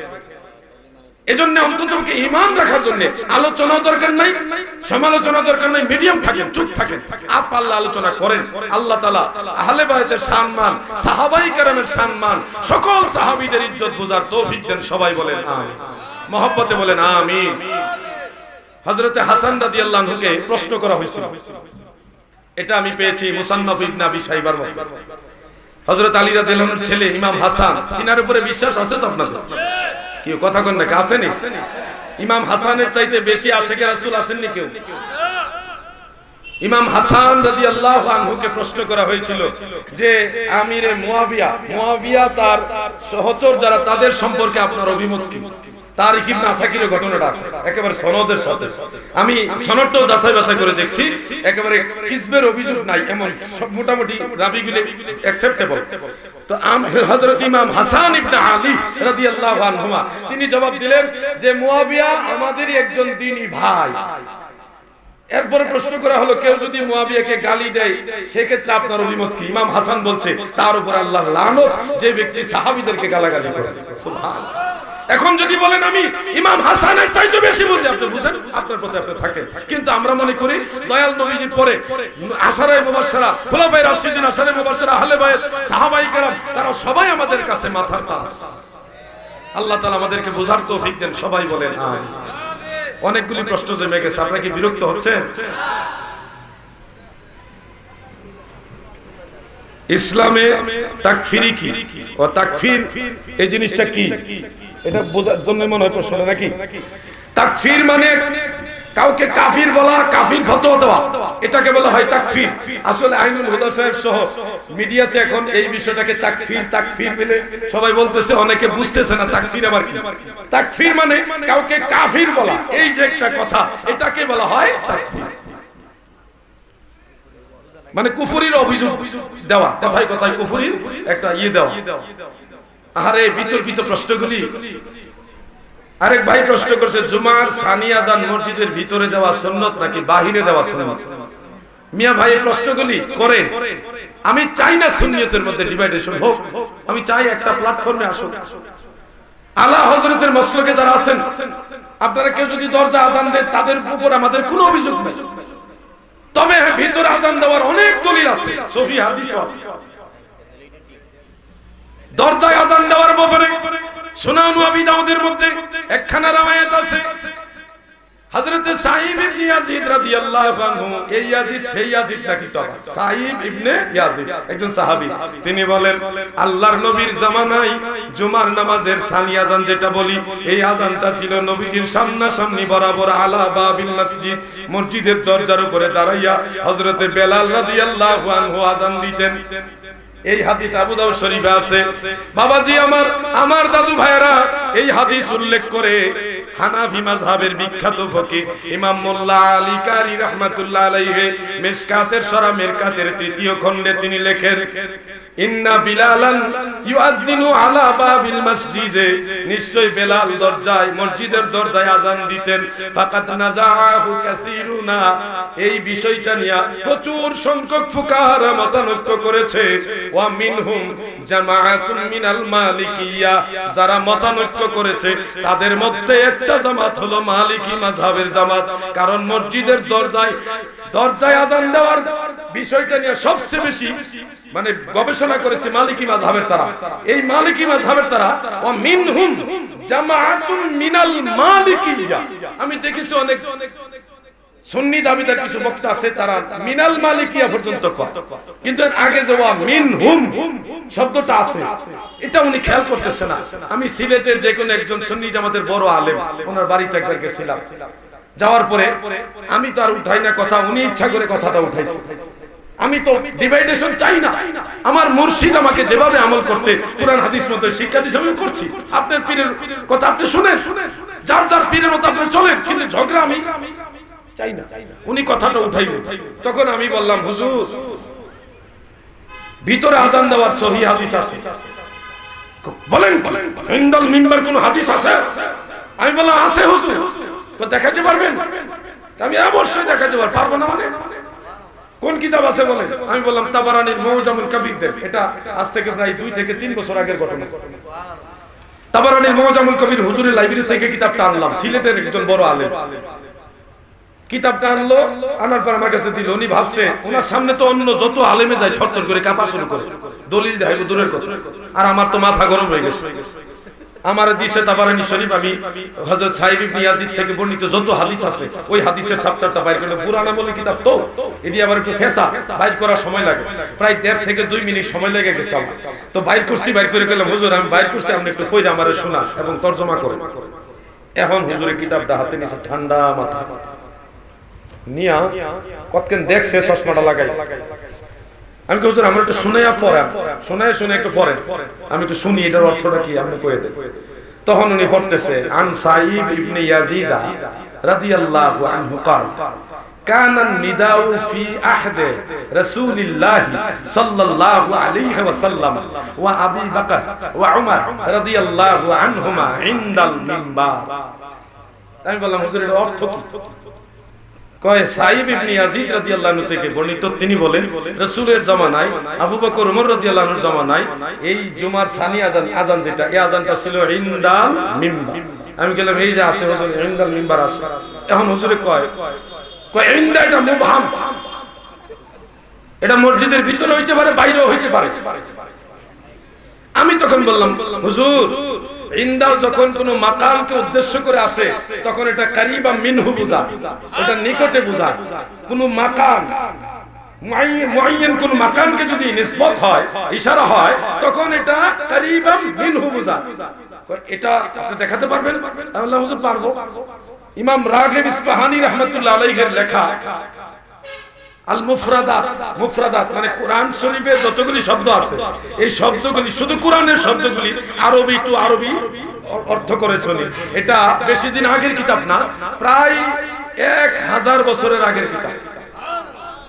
হুজুরে জিগাইলাম, হুজুরের আসেনি? কয় এটা আছে, এটা খুঁজে বাইর করতে একটু সময় লাগবে। তখন আমি বললাম হুজুর ওখানে আছে। ইনদা সাধারণত মুবহাম হয়, কিন্তু যখন কোন মাকামকে উদ্দেশ্য করে বলে যে অমুক মাকামের ইনদাল যে মিম্বার, মিম্বারটা কি মাকাম না? কথা বলেন না কেন? মিম্বার তো মাকাম, তো এই জন্য মাকামকে উদ্দেশ্য করে ইনদা শব্দ আসলে বোঝা যায় এটা ওইটার নিকটে।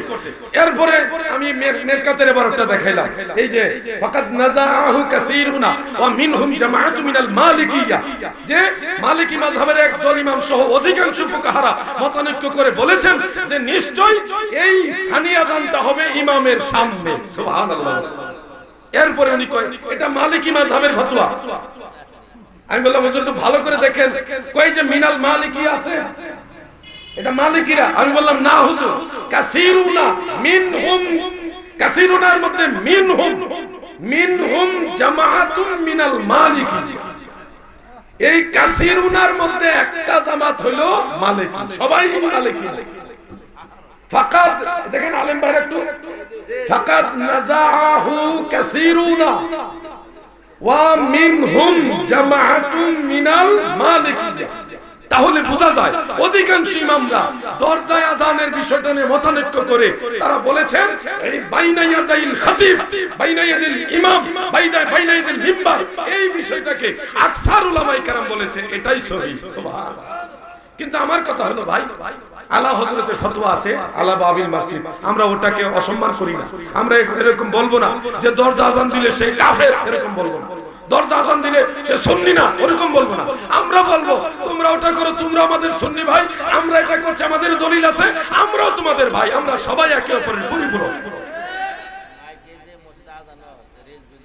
এগুলি এটা হইলো, এটা তো এই কাহিনী তো সকাল থেকে কইতাছি, আমার ওয়াজের সকাল থেকে, ওয়াজের সকাল থেকে এই পর্যন্ত এটাই বলতেছি, আমাদের মধ্যে ঐক্য নাই রে ভাই। আমি কাকে বলবো মনের কথা, কারে বুঝাবো আমি? আল্লাহ যেন আমাদেরকে এক হওয়ার তৌফিক দেয়। সবাই বলেন আমিন, জোরে বলেন আমিন। কেউ যদি এখানে একটা বিষয় ভাঙা দেই যে আবু দাউদ শরীফে হাদিস আছে দরজা, তো ওইটা মানেন না কেন?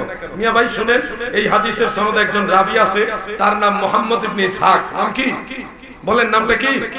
মুহাম্মদ ইবনে ইসহাক। উনার উপরে অনেক অভিযোগ, এর মধ্যে একটা অভিযোগ আমি আপনাদের শোনাই। মুহাম্মদ ইবনে ইসহাক থেকে আরো কয়েকটা সনদে এই হাদিসটা আছে, শুধুমাত্র একটা সনদে আলা বাবিল মসজিদের কথা আছে। আর এই মুহাম্মদ ইবনে ইসহাক আরো যতগুলি জায়গায় হাদিসটা বর্ণনা করেছেন, এবং ইবনে ইসহাক ছাড়া অন্যান্য রাবীরা এই হাদিসটা যারা বর্ণনা করেছেন, কেউ আলা বাবিল মসজিদের কথা উল্লেখ করে নাই। এই জন্য হানাফি মাযহাবের বিখ্যাত মুহাদ্দিস আল্লামা নিমাবী রাহমাতুল্লাহ আলাইহি তিনি আসারুস সুনান কিতাবে লিখেছেন এই হাদিসের আলা বাবিল মসজিদ অংশটা হলো গায়রে মাহফুজ। আল্লাহ তাআলা আমাদেরকে বোঝার তৌফিক দেন, বলেন আমিন, মহব্বতে বলেন আমিন। প্রশ্নগুলি অনেক জটিল হয়ে যাচ্ছে, যেগুলি সবাই বোঝে না, বোঝারও বিষয় না। আর অনেক আছে নামাজই পড়ে না, এটা বুঝবো কেমনে? আল্লাহ তাআলা আমাদের বুঝার তৌফিক দেন, মহব্বতে বলেন আমিন। কষ্ট হইতাছে বেশি আপনারা? আমার এই প্রশ্নগুলি আমার চাহিদার জন্য না, আপনাদের জন্য। আর 5 থেকে 7 মিনিট আমি কথা বলবো ইনশাআল্লাহ। আর আছে প্রশ্ন? ওইখানে অনেক চিঠি আছে।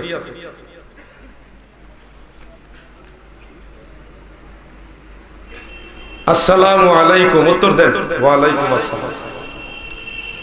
কারো দলের নাম বা কোনো দরবারের নাম লিখবেন না, কারণ আমরা কোন দরবারের বিরুদ্ধে না। আমরা আহলে সুন্নাত ওয়াল জামাতের আকীদার অন্তর্ভুক্ত, সব দরবার মূলে এক। গান বাজনা নিয়ে প্রশ্ন করেছেন, গান বাজনা জায়েজ বলিয়া ফতোয়া দিয়া থাকে। আচ্ছা, এ সম্পর্কে কোরআন ও হাদিস ভিত্তিক আলোচনা শুনতে চাই। ইসলাম ধর্মে গানের ব্যাপারে কোরআন শরীফে 2 ধরনের আয়াত আছে। কয় ধরনের আয়াত? সূরা লুকমানের 6 নম্বর আয়াতে আল্লাহ তাআলা গানের বিরুদ্ধে আয়াত নাযিল করছে। সেখানে লাহওয়াল হাদিস শব্দটা উল্লেখ করে এগুলি জাহান্নামে যাওয়ার বা শয়তানের মন্ত্র কিংবা এটা পথভ্রষ্ট হওয়ার, তাদেরকে জাহান্নামে নেওয়ার অন্যতম মাধ্যম হিসেবে গানকে নিন্দা করা হয়েছে সূরা লুকমানে। খুব মনোযোগ দিয়ে শুনবেন। আবার কোরআনের আরেক জায়গায় ইল্লাল্লাযীনা আমানু ওয়া আমিলুস সালিহাতি ওয়া যাকারুল্লাহা যিকরান কাসীরা, এই আয়াত যেটা তাফসীরে তাবারি, তাফসীরে ইবনে কাসির সহ তাফসীরে কুরতুবীর মধ্যে উল্লেখ রয়েছে, ওয়া যাকারুল্লাহা যিকরান কাসীরা ফি কালামিহিম ওয়া শি'রিহিম, অর্থাৎ আল্লাহর জিকির, কালাম বা কাসিদা, গজল, ইসলামী সঙ্গীত এবং শের, কবিতা, এগুলির দ্বারাও ইবাদত হয়, এটার দ্বারা সওয়াব হয়, গুনাহ মাফের ওসিলা হয়। এই জন্য কোরআন দ্বারাই গান প্রমাণ হয় দুই ধরনের। এক ধরনের গান জাহান্নামে নিয়ে যাবে, আরেক ধরনের গান গুনাহ মাফের ওসিলা, জান্নাতে যাওয়া ওসিলা। দুই ধরনের গান। এই জন্য ফুকাহায়ে আহলে সুন্নাত তারা সবাই গানের ব্যাপারে যখনই ফতোয়া দিছে, এক পর্যায়ে নরমালি সাধারণত জেনারেলি বলেছেন যে গান হারাম। ওই হারাম ফতোয়াটা যখন আসছে তখন বুঝে নেবেন এটা লাহওয়াল হাদিস মার্কা গান। আবার ইসলামী ফুকাহারা তারা গান জায়েজ ফতোয়াও দিয়েছেন। ইমামে আজম আবু হানিফা রাহমাতুল্লাহ আলাইহি নিজে গান শুনতেন। মাদারিজুন নবুওয়াতে শেখ আব্দুল হক মুহাদ্দিস দেহলভী সেমা সম্পর্কে একটা অধ্যায় উনি লিখেছেন।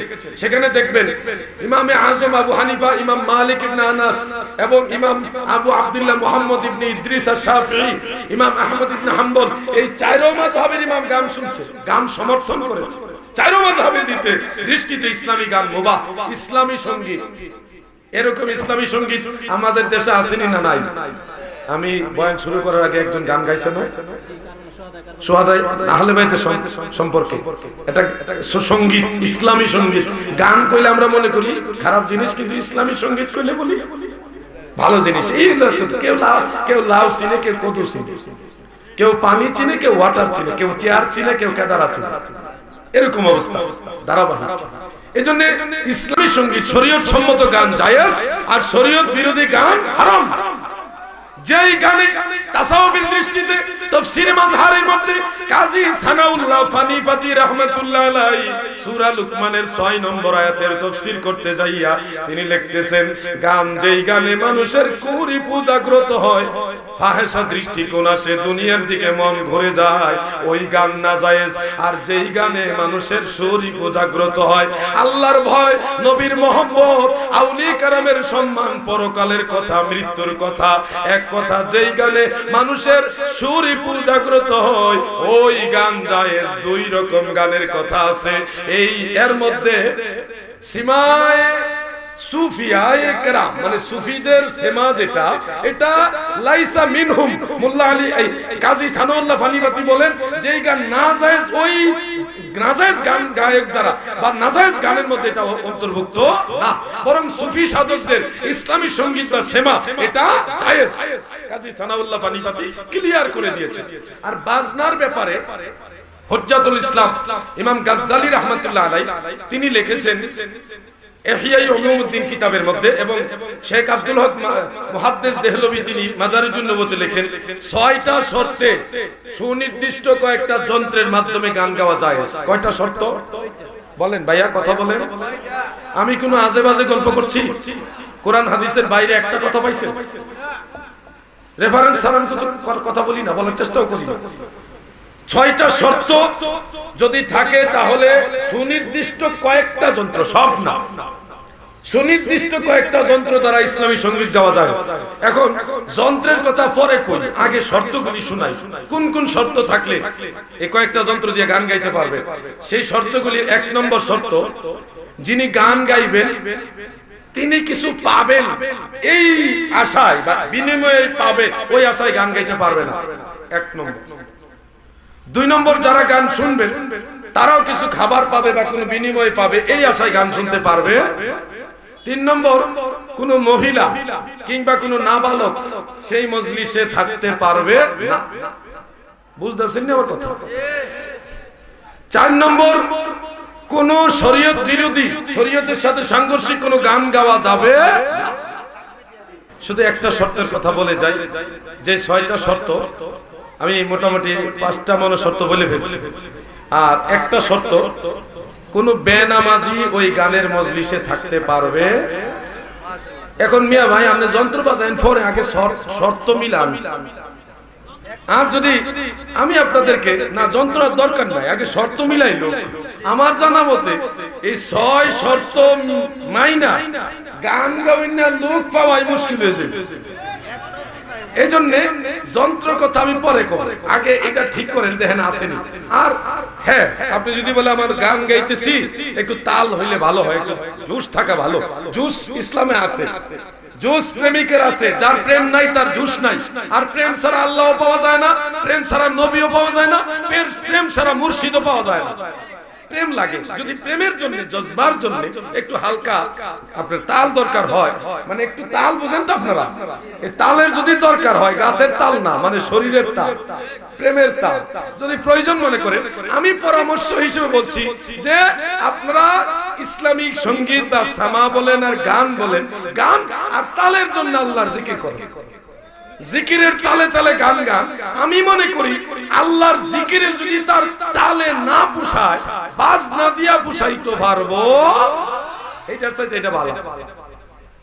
আমি এটা 1 মিনিটে শেষ করি। ইয়াজিদকে কাফের বললে ঈমান থাকবে না, যে বলবে সে কাফের হবে। দয়া করে আলোচনা করবেন। ইমাম আহমদ, যিনি ইমাম বুখারীর উস্তাদ, বেশি জানতো না, 10 লক্ষ হাদিসের সনদ মুখস্থ জানতো।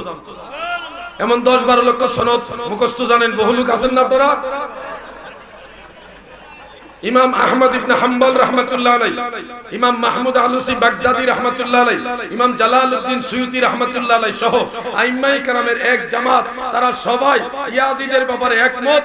যেহেতু ওই যে ইন্নাল্লাযীনা কাফারুর আওতার মুক্ত নিয়ে লাআনাহুমুল্লাহু ফিদ দুনিয়া ওয়াল আখিরা, লাআনতের আওতা মুক্ত নিয়ে আইম্মায়ে আহলে সুন্নাতের এক জামাত, তারা সবাই বলেছে ইয়াজিদ কাফের, কাফের, কাফের।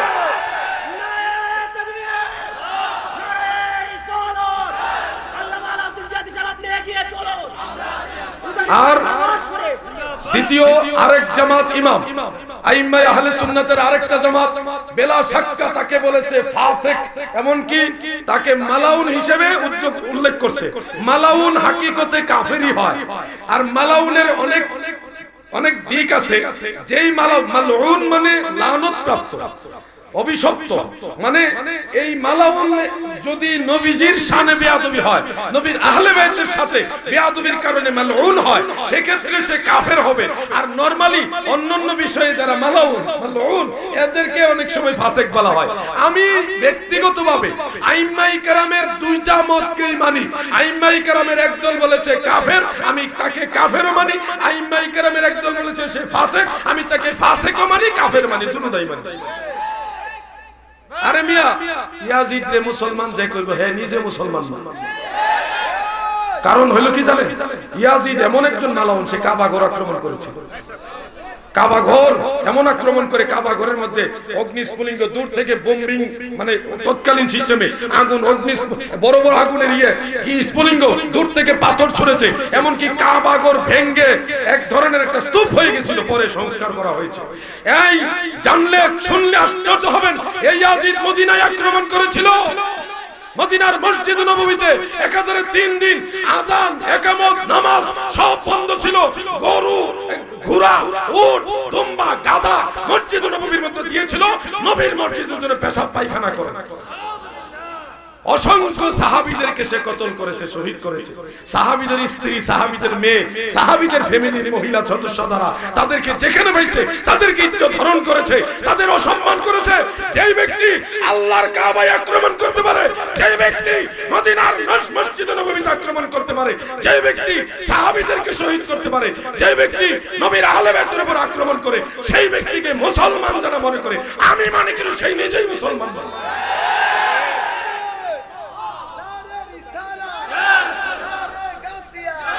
যাই হোক, আল্লামা শায়েখ হাফেজ ওলিউল্লাহ আশিকি সাহেব, তিনাকে বসে রেখে কথা বলাটা আদবের খেলাফ, তিনি আমার শ্রদ্ধেয়। আপনাদেরকে অনুরোধ করছি, আল্লাহর দোহাই দিয়ে বলছি, মিয়া ভাই ঝগড়া কার সাথে করবেন? আমি আপনার ভাই, আপনি আমার ভাই। মতানৈক্য কোন কোন ক্ষেত্রে থাকলে থাকুক, আপনার মতটা নিয়ে আপনি চলেন, আমারটা নিয়ে আমি চলি, কিন্তু সুন্নিয়তের বৃহৎ সাথে আমরা একসাথে থাকি, একটা প্ল্যাটফর্মে থাকি। মিয়া ভাই কার সাথে ঝগড়া করবেন? আমি আপনার শত্রু নই, আপনিও আমার শত্রু না। আপনি আমার ভাই, আমিও আপনার ভাই, আমরা সবাই এক হই। এই বাংলা, বিশেষ করে ব্রাহ্মণবাড়িয়ার জমিনায় আমরা সুন্নিরা এক না হইলে ওয়াহাবিরা আমাদের মাথার উপর আঙ্গুল ঘুরাইবে। আহলে সুন্নাত ওয়াল জামাতের বৃহৎ ছাত্র যারা কথায় কথায় কাফের বলে, তাদেরকে একটু বুঝাইবার চেষ্টা করলে মাথা ঠান্ডা করুন। এগুলি লেখাপড়া জানে না ঠিক মতো। কিছু লোক আছে এখনো কামেল পাশই করে না, মিশকাত শরীফের একটা লাইন এবারও ঠিক মতো পড়তে পারবে না। কথায় কথায় সুন্নি বড় বড় আলেমদেরকে কাফের বলতেছে। আরে আল্লাহ সিরাজ নবীর সাথে কাফের বলে। আমার মনে হয় শেখ নুরুল ইসলাম ফারুকী থাকলে ওনারে কাফের করত, প্রিন্সিপাল জলিল শাহ হুজুর রহমাতুল্লাহকে কাফের করত। আল্লাহ এদেরকে হেদায়েত দান করে, এদেরকে বুঝার জ্ঞান দাও। ভারী কলসি বেশি টনটন করে না, খালি কলসি। আল্লাহ তাআলা আমাদেরকে আহলে সুন্নাত ওয়াল জামাতে থাকার তৌফিক দেন। আমি আশিক সাহেব হুজুরের সম্মানে আলোচনা এখানে টানলাম। আল বিদা, আসসালামু আলাইকুম ওয়া রাহমাতুল্লাহ। ভিডিওটি ভালো লাগলে লাইক, কমেন্ট ও শেয়ার করতে ভুলবেন না। আজকের মতো এখানেই বিদায় নিচ্ছি। খোদা হাফেজ।